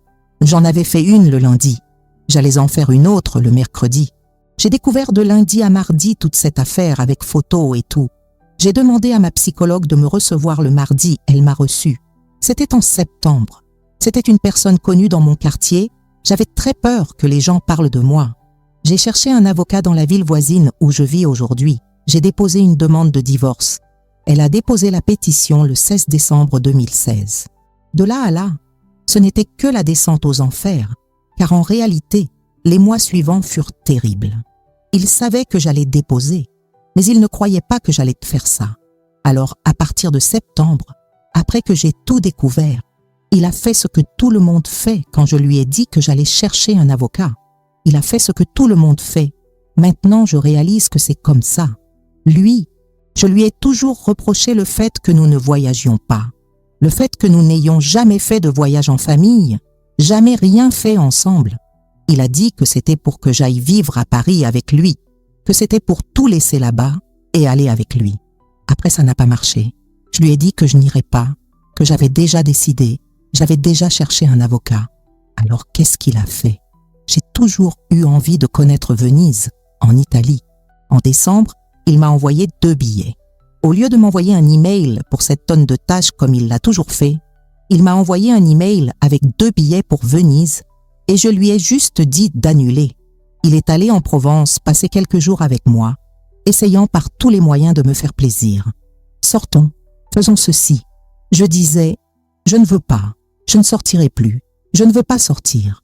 Je veux que tu sortes de cette maison et que tu ne reviennes plus. Mais cette maison est à moi, tu vas devoir comprendre. Je lui ai dit, d'accord, les jours où tu seras ici, je ne resterai pas ici, j'irai où que ce soit. Tu n'iras pas parce que tu n'iras pas, parce que tu es ma femme et tu me dois des explications. Parfois il montait en voiture, il me jetait et il avait la manie de me piquer avec la clé de la voiture, ce que je détestais. Je me souviens au milieu de la rue, le jour où il m'a fait ça, qu'il a essayé de me piquer à la fin avec la clé de la voiture. Je me souviens que je lui ai dit, « Si tu me touches encore avec ça, je te tue. Si tu me fais ça encore, tu vas mourir. Et tu vas mourir ici, au milieu de la rue. Tu n'as pas le courage. » J'ai pris une pierre qui était à côté. J'ai juste pris la pierre. J'ai pris la pierre. Il s'est baissé. Il s'est baissé. Mais je n'ai même pas vu qu'il s'était baissé, parce que c'était pour le toucher. C'était pour le toucher. Dieu merci, elle s'est baissée. Je suis montée en voiture, j'ai fermé la porte de la voiture et je suis partie. Je suis allée chez mes parents. Je suis restée là le week-end qu'il était là. C'est alors que janvier, février sont arrivés. Il y allait encore, mais l'ambiance était déjà comme ça. Elle n'existait plus. S'il entrait, je sortais. Et lui essayant à tout prix de me reconquérir, il apportait des chocolats. Je n'aime pas le chocolat, je ne mange pas de chocolat. Il m'apportait des chocolats et moi non, et non, et non. Je parlais avec ma psychologue. Parce que si elle avait déposé l'action en décembre, nous étions déjà en février. Est-ce qu'il ne savait pas? Parce que quand il saurait que j'avais vraiment fait ça, je savais qu'il allait changer. Je savais, j'étais certaine qu'il allait changer. Mais il n'était pas comme ça, un amour. Il venait tous les week-ends, tous. Et là, il m'invitait à aller à la pizzeria. Juin, audience, première audience initiale comme on dit, qui a été fixée pour le 6 juin 2017. En 2017, le 3, un vendredi, pendant la semaine qui a précédé l'audience, ma psychologue, fais attention, il va essayer de te faire quelque chose. Ne serait-ce pas, parce que jusqu'à présent, il n'avait rien montré. Quand le mercredi est arrivé, il disait « Mon amour, pourquoi ne viens-tu pas ici au lieu que j'aille là-bas ce week-end » Ah, avant ça, juste pour raconter, il m'a acheté un piano.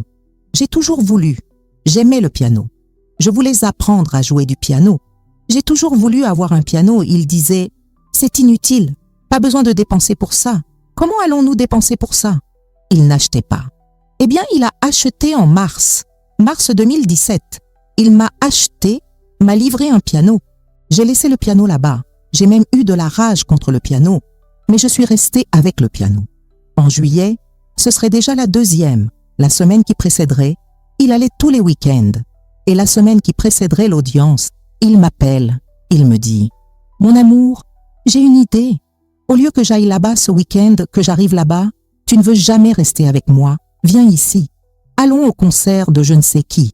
Allons au concert de je ne sais qui. » Essayant de me faire rester seule avec lui. Je lui ai dit « Non, je n'y vais pas. Très reconnaissante. Non, non. Je vais rester ici. J'ai un marché à gérer et je n'y vais pas. Non. » Il a dit « D'accord. » Il a dit « Alors faisons ceci.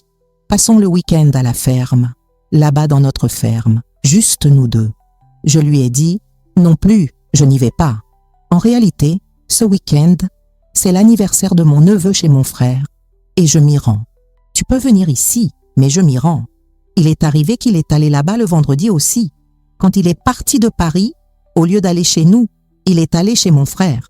Il est arrivé là-bas chez mon frère, me faisant plaisir, disant à tout le monde qu'il m'aimait, sauf que l'audience serait le lundi. Et là, il a bu. Il a même trop bu. J'allais travailler le lendemain, le samedi. J'ai pris et j'ai dit « Bon, je m'en vais. » Il était environ 1h30 du matin. Je m'en vais. Au revoir tout le monde. Il a dit « Non, mon amour, laisse ta voiture ici, viens avec moi. » Je lui ai dit « Non, je ne vais pas avec toi, je vais dans ma voiture. Tu peux aller dans la tienne, mais je vais dans la mienne. Non, tu vas avec moi, tu vas avec moi, et tu vas avec moi. » Et il me tirait, et je disais « Non, je n'y vais pas, je n'y vais pas, et je n'y vais pas, je n'y vais pas. » Parce que je savais qu'il essayait de me faire quelque chose. Il est monté en voiture. J'ai pris, et je suis allée vers ma voiture. Il a pris, et a attrapé la portière de la voiture comme ça. « Tu n'iras pas, tu n'iras pas, tu vas avec moi, tu vas avec moi. » J'ai démarré la voiture, il tenait la portière avec sa main. J'ai démarré la voiture, et je suis partie avec lui qui tenait la portière. Je suis partie avec lui qui tenait la portière. J'ai attrapé ici, je suis partie en roulant, et j'ai claqué la portière, et je suis partie en le traînant à moitié. De l'endroit où j'étais à ma maison, il y avait environ 22 kilomètres. Et j'étais dans la ville, il était dans sa voiture, et moi dans la mienne. Je suis partie avant lui, puis quand je suis arrivée au carrefour, il était déjà là avec sa voiture. Il était devant moi, arrêté. Quand je suis passée devant lui, il a pris et m'a suivi. Il m'a suivi là-bas. Il frappait ma voiture. Il m'encerclait. Il voulait me jeter hors de la route. Et ce fut comme ça tout le temps. Quand il est arrivé, il y a un carrefour au milieu de cette route. Il a vu qu'il n'y arrivait pas parce que je réussissais à l'éviter toutes les fois qu'il essayait de me jeter là-bas. Quand il m'a dépassé et est allé à ce carrefour, qui est un carrefour qui se trouve dans une ville entre la ville où vit ma mère et la ville où nous vivions, il y a un carrefour qui mène à une autre ville. Il est arrivé là-bas à ce carrefour, a mis sa voiture en face de la mienne, et est venu pour me percuter de plein fouet.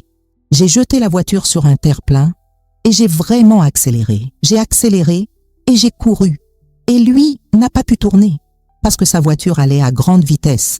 Il n'a pas pu revenir. Alors j'ai couru et je suis entrée sur un chemin de terre. Je suis restée là, j'ai éteint les phares, j'ai tout éteint et j'ai attendu qu'il parte. J'ai attendu un certain temps, je suis restée là. J'ai attendu. Quand il était environ 2h30 du matin, je suis partie. Mais quand je suis rentrée à la maison, j'ai vu le marché là-bas, en bas, à côté. J'ai vu que les lumières du marché étaient allumées. J'avais peur d'entrer et qu'il me fasse des choses. Et les enfants étaient là. J'ai pensé, mais retourner chez mes parents, chez mon frère, ça ne marchera pas non plus. J'ai dit, tu sais quoi? Je savais où était la maison de ce garçon qui était allé le chercher. Je suis allée chez lui, mais je n'avais pas assez d'intimité avec lui pour lui dire « Hé, au secours, laisse-moi dormir là » ou quelque chose comme ça.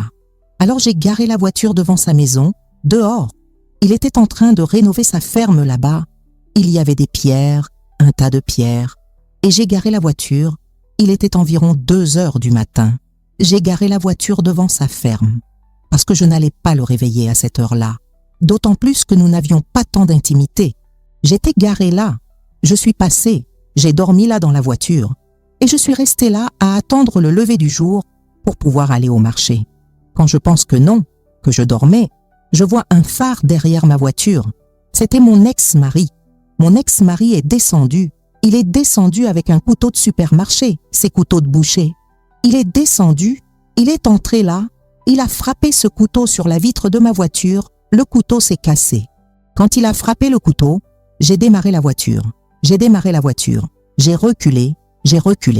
Comme c'était en construction, il y avait des blocs de construction, des pierres, des choses là-bas. J'ai démarré la voiture et j'ai reculé et j'ai jeté la voiture sur ces pierres pour pouvoir faire le tour. Il est allé là, a pris un bloc, un morceau de ciment et l'a jeté sur mon pare-brise. Parce qu'il l'a jeté sur mon pare-brise, j'ai klaxonné. Parce que j'ai klaxonné, ce garçon s'est réveillé là-dedans. Il est sorti de là en dormant. Il l'a jeté sur ce tas de pierres. Et l'a bloqué là au sol. Il avait déjà un autre petit couteau à la main, Il l'a bloqué là et l'a attrapé. Et moi, je suis descendue de la voiture désespérée, sans savoir ce que j'allais faire. Il s'est juste tourné vers moi et m'a dit « Appelle la police ». Je lui ai dit « Mais comment vais-je appeler la police ? Je ne sais pas quoi ». Il m'a dit « Appelle la police ». J'ai appelé la police. Chaque fois que je prenais le téléphone pour appeler la police, mon ex-mari criait « Au secours, on me tue, on me prend en otage ». Mais la police n'avait pas encore répondu. La police n'a pas répondu. J'ai appelé une voisine avec qui j'étais plus amie. Je l'ai appelée et je lui ai dit « Va jusqu'à la gendarmerie parce que la police ne répond pas. Dis-leur de venir ici, comme ça, comme ça. » Et j'ai donné toutes les directives pour qu'ils envesdaient la police. Quand je commençais à parler au téléphone, il criait. Jusque-là, il restait, ne disait rien, disait juste « Tu vas mourir, tu vas mourir ». Si je prenais le téléphone pour appeler la police, il commençait à crier « On me prend en otage, on me tue, on veut me tuer », ces cris. Mais cette amie a entendu, elle a appelé la police. Ça a commencé à prendre beaucoup de temps. Mon ex-mari, en l'occurrence, était là et il continuait à crier « Tu me blesses, tu me blesses ». Comme la police ne venait pas vite, j'ai pris sa voiture qui était derrière la mienne. Je suis montée dans sa voiture, j'ai reculé, je suis allée là où je suis allée chercher la police. Quand je suis montée, la police cherchait l'entrée de la ferme. Je les ai déjà appelés, ils sont venus enfin. J'ai obtenu une mesure de protection. Évidemment, ce garçon a aussi porté plainte contre lui, car lui, avec ce petit couteau, a fini par le piquer au bras. J'ai obtenu cette mesure de protection. Et le lundi, nous sommes tous allés au commissariat. Le lundi, il y a eu audience. Ainsi, il est arrivé là-bas, à force de presser son bras. Il a plié le bras. Là, à l'audience, il a déjà déposé une reconvention. Lors de la première audience, il a nié tout ce qui était dans la pétition initiale. Il a dit que nous n'étions pas mariés jusqu'en 2016, qu'en réalité nous étions mariés jusqu'en 2014. En 2015, pendant que je commençais une thérapie, il a commencé.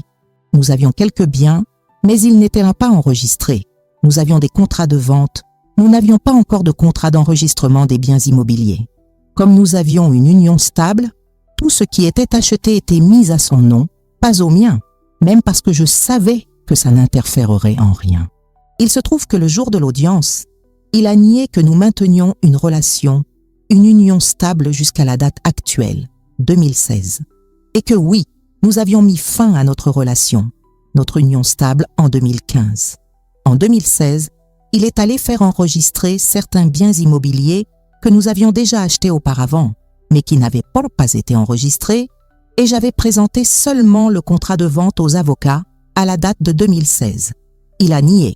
Alors tous ces biens qui ont été enregistrés en 2016, le juge de première instance a admis que la fin de notre relation était réellement cette date. Mais avant ça, il y a eu cette première audience. Il a déposé une reconvention, en plus de cette reconvention, montrant les dates et les biens corrects, et je ne sais quoi. Je ne comprenais rien au processus, rien. J'ai juste cherché un avocat, j'ai remis les documents qu'ils m'ont demandés. Je crois que pour éviter des frais de justice, mon avocate de l'époque a mis là que le montant de l'affaire était de 10 000.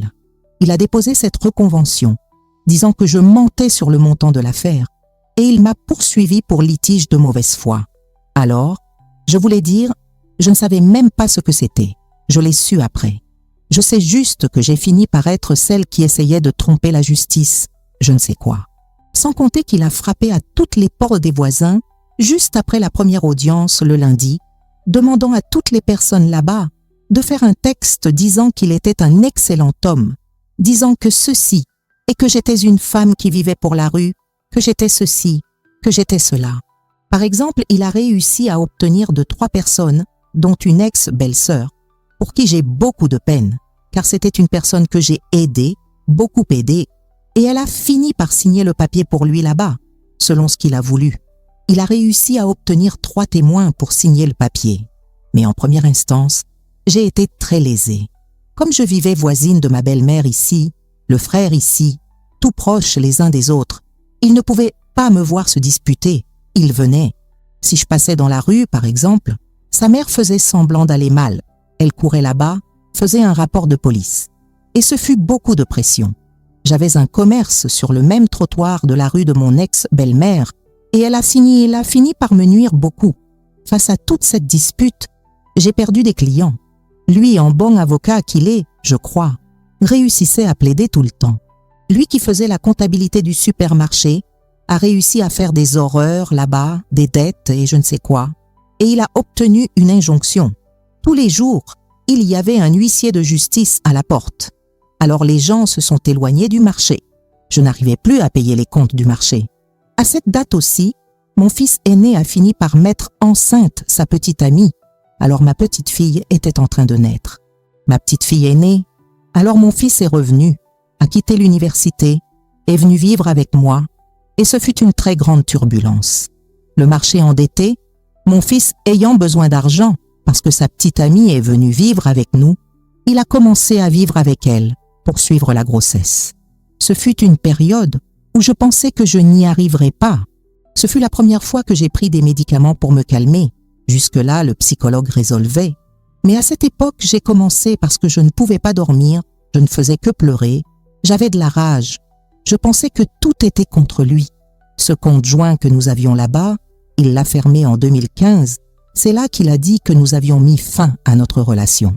Ce fut une bataille judiciaire très difficile pour moi. Très difficile parce que mon avocate que j'avais engagée dans la ville voisine, je ne sais pas si elle n'a pas fait attention, je ne sais pas ce qui s'est passé, elle a mis certaines choses là-bas, comme, par exemple, il m'interdisait de travailler et il a rassemblé toutes mes attestations de travail de Paris qui étaient encore là-bas et il les a déjà présentées, donc il a totalement discrédité ma crédibilité. Enfin, j'ai pratiquement tout perdu en première instance. J'ai été pas mal lésée par mon avocate en première instance. Dans toute la pétition initiale qu'elle a faite, elle a mis des informations là-bas qu'elle a prises. Je crois qu'elle a fait un copier-coller et a juste changé l'adresse et le nom, et ce fut bien faible. Ce ne fut pas, même parce que je comprends, elle n'a pas pensé qu'elle avait trouvé une personne comme mon ex-mari, comme l'autre partie. Parce qu'en plus d'être extrêmement intelligent, il comprend beaucoup de droit. Il est professeur de droit, il a fait un doctorat, donc il comprend beaucoup. À cette époque, il n'était pas avocat, il était seulement professeur de droit. Il donnait des cours dans plusieurs universités à Paris. Donc j'imagine que j'ai été... Elle ne savait pas non plus qu'elle allait trouver une personne, quelqu'un de différent. Mais j'ai été pas mal lésée. Elle m'a accompagnée pendant un certain temps. Quand j'ai vu qu'elle n'avait pas l'intention de faire avancer cette affaire, je l'ai retirée du dossier. J'ai pris un autre avocat. Il a réussi à fermer le supermarché que nous avions. Je me suis retrouvée sans revenu.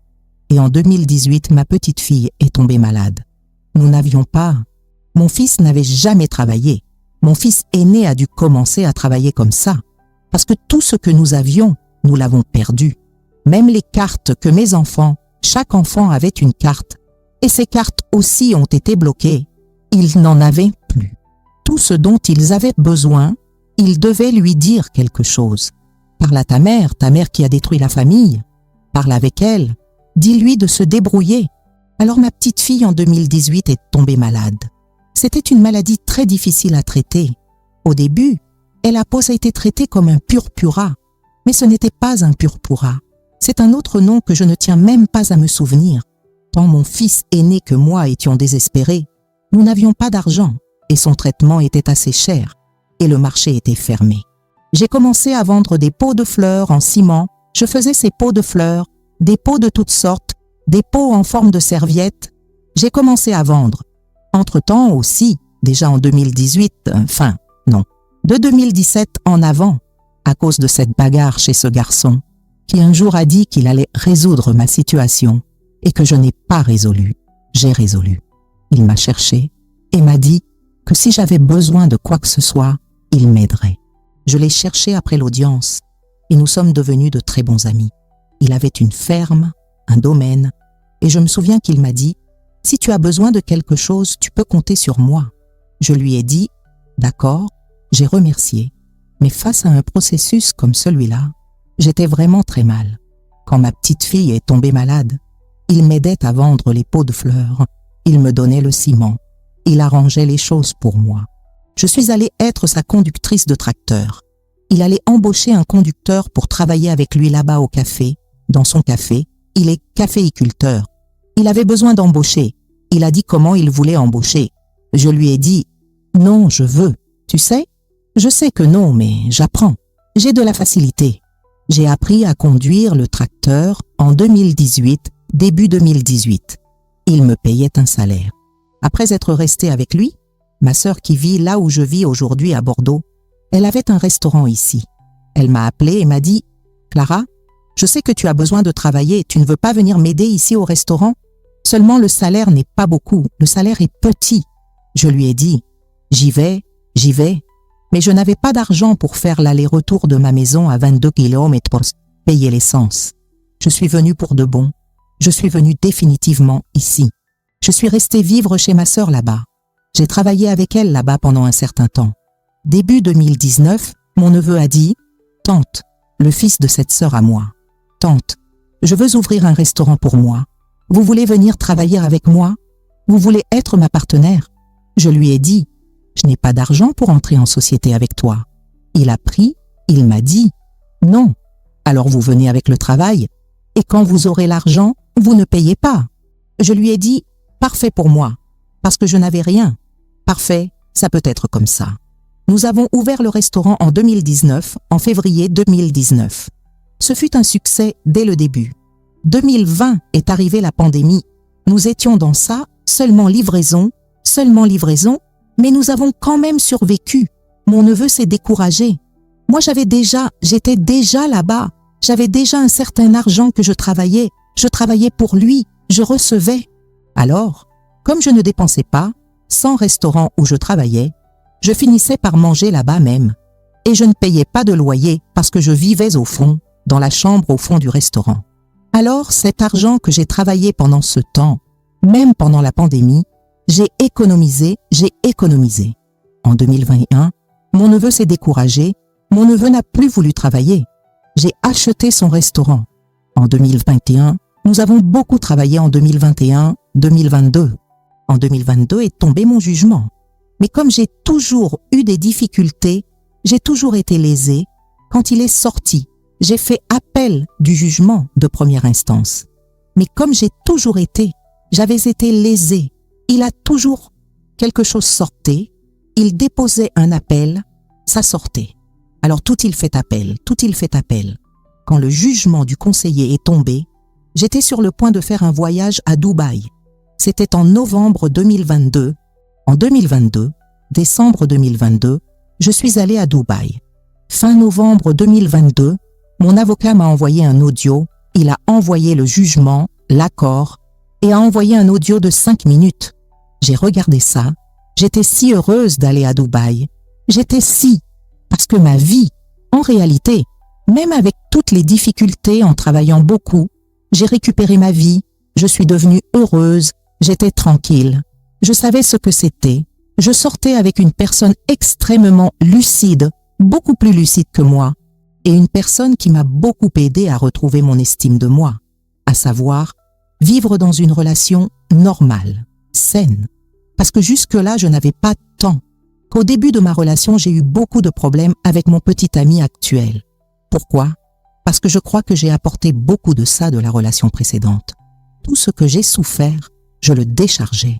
Jusqu'au jour où il a arrêté, il m'a dit « Non, attends, calme-toi, allons-y doucement, parce que je ne suis pas ton ex-mari et je ne veux pas que tu sois cette Clara que tu étais. Allons sur un chemin différent. Nous sommes 2 adultes, nous devons savoir ce que nous faisons, ce que nous voulons. Et si nous ne voulons pas, nous n'avons pas besoin de rester. Mais si nous allons rester, nous devons bien rester. » J'ai dû tout réapprendre. Alors j'étais heureuse en 2022 avec ce voyage à Dubaï. C'était le premier voyage international de ma vie. Je n'aurais jamais imaginé que je ferais ce voyage. Quand cela est arrivé, j'ai dit « Non, je vais voir ça, mais je vais voir ça à Dubaï. Je veux au moins voir ce jugement défavorable à Dubaï pour que si je dois être triste, ce soit là-bas à Dubaï. » J'ai fini par aller à Dubaï. Je me suis tellement amusée là-bas. J'ai passé environ 20 jours là-bas que j'ai oublié le jugement. Quand je suis revenue en France, le 1er janvier 2023. Quand je suis arrivée ici, le lendemain, qui était un jour férié, le lendemain, j'ai déjà appelé mon avocat et je lui ai dit « Écoutez, docteur, je sais que vous m'avez déjà expliqué, je sais que je ne sais pas, juste que je n'ai rien lu et je n'avais plus, car j'avais changé de portable. Donc, je n'ai plus rien. Et comme je ne voulais pas être triste, je n'ai pas lu. Pouvez-vous me redonner l'accord ?» Il a pris et m'a dit « Si vous aviez lu, vous auriez voyagé plus heureuse, car cette fois-ci, le jugement a été totalement favorable pour nous. Vous avez récupéré tout ce que vous aviez, que le juge vous avait retiré, que vous le vouliez ou non, c'était pas mal de bien. En réalité, tout est resté. L'action est restée parfaite. Elle est restée complète. Et vous avez droit à tout. C'était en janvier 2023. J'ai continué à travailler. J'ai pris, il m'a dit, maintenant, il suffit de suivre la procédure normale. Nous allons attendre. Il a un délai pour faire appel de cette décision. C'est jusqu'en février. À partir de février, s'il ne fait pas appel, nous entamons l'exécution du jugement. Je lui ai dit, parfait. J'ai continué à travailler. J'ai beaucoup travaillé. 2023 a été une année merveilleuse pour moi. Janvier de cette année, j'ai fermé le restaurant que j'avais. J'ai fait une belle, merveilleuse rénovation. Aujourd'hui, mon restaurant est l'une des références ici dans ma ville. J'ai fait de bons amis, je suis comme ça. Tout ce processus n'est pas encore terminé. J'attends toujours, parce que nous avons entamé l'exécution du jugement. Il a fait appel, et chaque jour est une chose différente. En conversant avec mon avocat, et évidemment mes fils, quand nous nous sommes séparés, mes fils ont dit « Maman, nous ne voulons pas nous impliquer, nous n'allons pas nous impliquer, parce que malgré tout c'est notre père, et tu es notre mère, alors je ne vais pas m'impliquer. » Nous avons eu une audience il y a 1 mois environ, la veille de mon anniversaire, le 10 septembre. Comme ce jugement est déjà tombé, ça reste dans cette confusion. J'ai dit « Qui sait, je vais demander à mon avocat de voir s'il peut fixer une audience pour que nous puissions résoudre. » Je n'y arrivais pas. Il a fini par transférer les biens, nos biens. Il a ouvert une entreprise et a transféré des biens qui sont dans le partage, qui sont autant à moi qu'à lui. En attendant juste le jugement, il les a transférés à une entreprise dans laquelle il détient 99% des parts.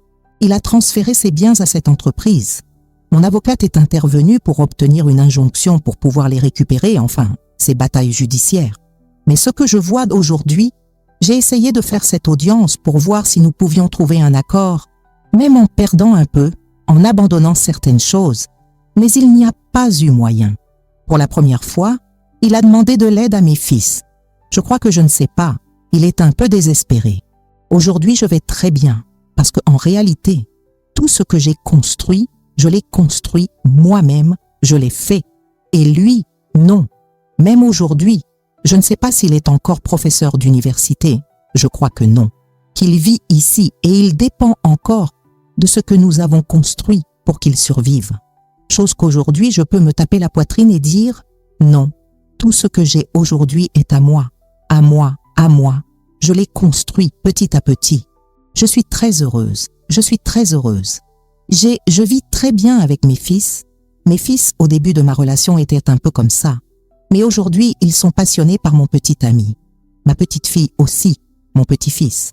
J'ai une petite fille et un petit-fils. Je vis tous les jours avec beaucoup de gratitude envers le ciel. Pour avoir réussi, malgré tout, ce n'était pas facile. Ce fut très difficile. Jusqu'en 2018, je souffrais encore beaucoup. Évidemment qu'après notre séparation, il y a la période de la peine.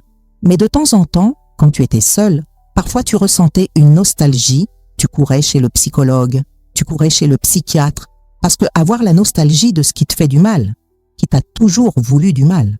En regardant en arrière, je vois, mon Dieu, aujourd'hui, je peux voir tant de mauvaises choses qu'il m'a faites et que je ne pensais pas. Par exemple, il y a eu une fois où j'ai travaillé de 6 heures du matin jusqu'à minuit. Et lui, nous faisions un voyage avec l'équipe du supermarché et il était tellement lâche J'étais dans une camionnette. La camionnette était pleine de marchandises que nous allions passer une période avec le personnel qui travaillait au marché, avec l'équipe de là-bas. Nous allions passer un week-end à la plage. Il était en Renault Clio devant. J'avais travaillé comme une dingue. J'étais très fatiguée. Il m'a dit « Bon, tu vas conduire la camionnette. » J'ai pris et je lui ai dit « Mon Dieu, mais je meurs de sommeil. » Il m'a dit « Non, bois une bière et ça passe. » Ah, je lui ai dit « Ah, c'est vrai, je vais boire une petite bière et ça passe. » Et il était devant, il était dans une Renault Clio de 2016, si je ne me trompe pas, 2015, et moi j'étais dans une camionnette de 2013. Il roulait à 140. Moi, à cette époque, je n'avais pas de GPS. Je n'avais pas de GPS sur mon portable. Je devais le suivre. Il roulait à 140 sur la route la nuit, moi en train de dormir, et il disait « Non, bois une petite bière ». J'ai dit « Mon Dieu, il voulait me tuer. Aujourd'hui, regardez, ce jour-là, il voulait que je meure. Je voulais dire, si quelque chose arrivait, j'étais une alcoolique. Je buvais, j'allais à grande vitesse, il s'en sortait veuf. Beaucoup d'autres détails que je vois. Une fois qu'il est revenu d'un voyage, je ne sais où, il est venu à l'aéroport de Toulouse. Je ne connaissais pas la route de Toulouse.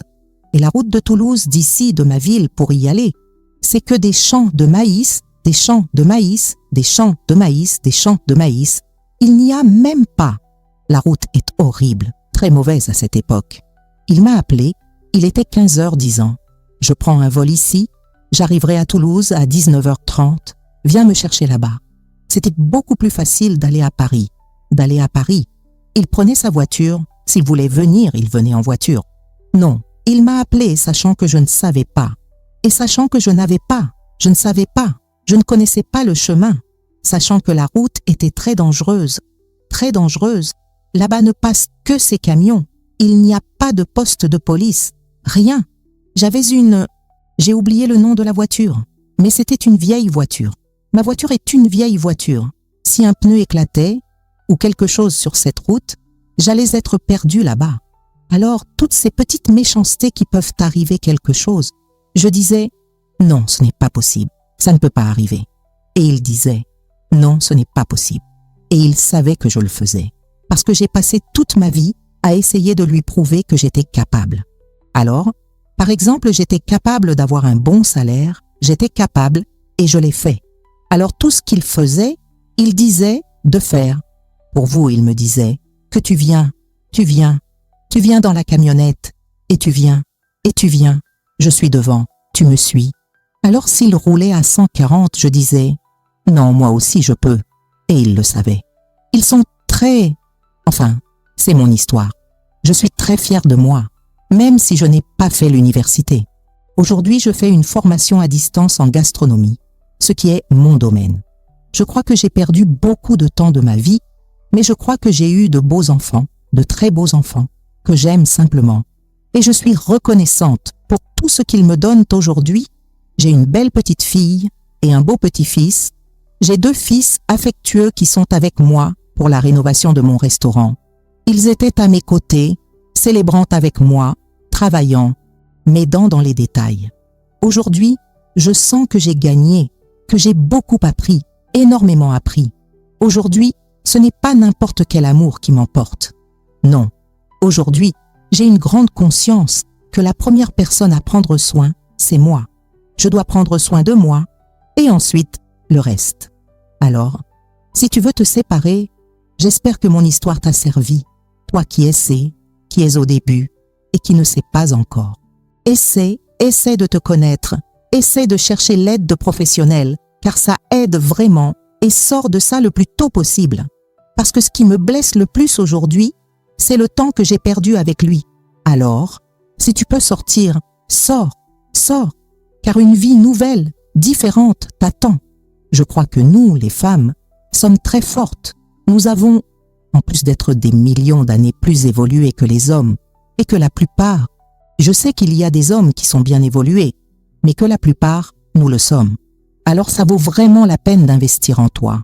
Investis en toi, parce que c'est ce qui en vaut la peine. Je crois que notre bonheur le plus tôt possible est bien vivre. Il n'existe pas aujourd'hui, surtout maintenant avec tant d'aide, tant de médecins, tant de façons de chercher de l'aide, d'avoir de l'aide. Je sais que les narcissiques existent. Ils existent vraiment en vérité. Et il y en a partout. Et il y en a de plusieurs types. Alors fais attention aux signes. Je parle beaucoup de ça avec mes belles-filles, avec mes fils. Fais attention aux signes. Si ça t'a dérangé, assieds-toi, essaie de parler. Ça n'a pas marché. N'attends pas la 2e fois, parce que la 2e est pire, et pire encore. Nous nous habituons à ça. D'accord? Gros bisous à tout le monde, et voilà. Si cette histoire vous a touché le cœur, Si vous vous êtes identifié d'une manière ou d'une autre, veuillez vous abonner à cette chaîne. Chaque semaine, nous partageons des histoires vraies de femmes qui, comme moi, ont trouvé la force de reconstruire leur vie. Votre j'aime et votre commentaire m'aident beaucoup à continuer à atteindre plus de personnes qui ont besoin d'entendre que oui, on peut s'en sortir. Et n'oubliez pas, il n'est jamais trop tard pour recommencer.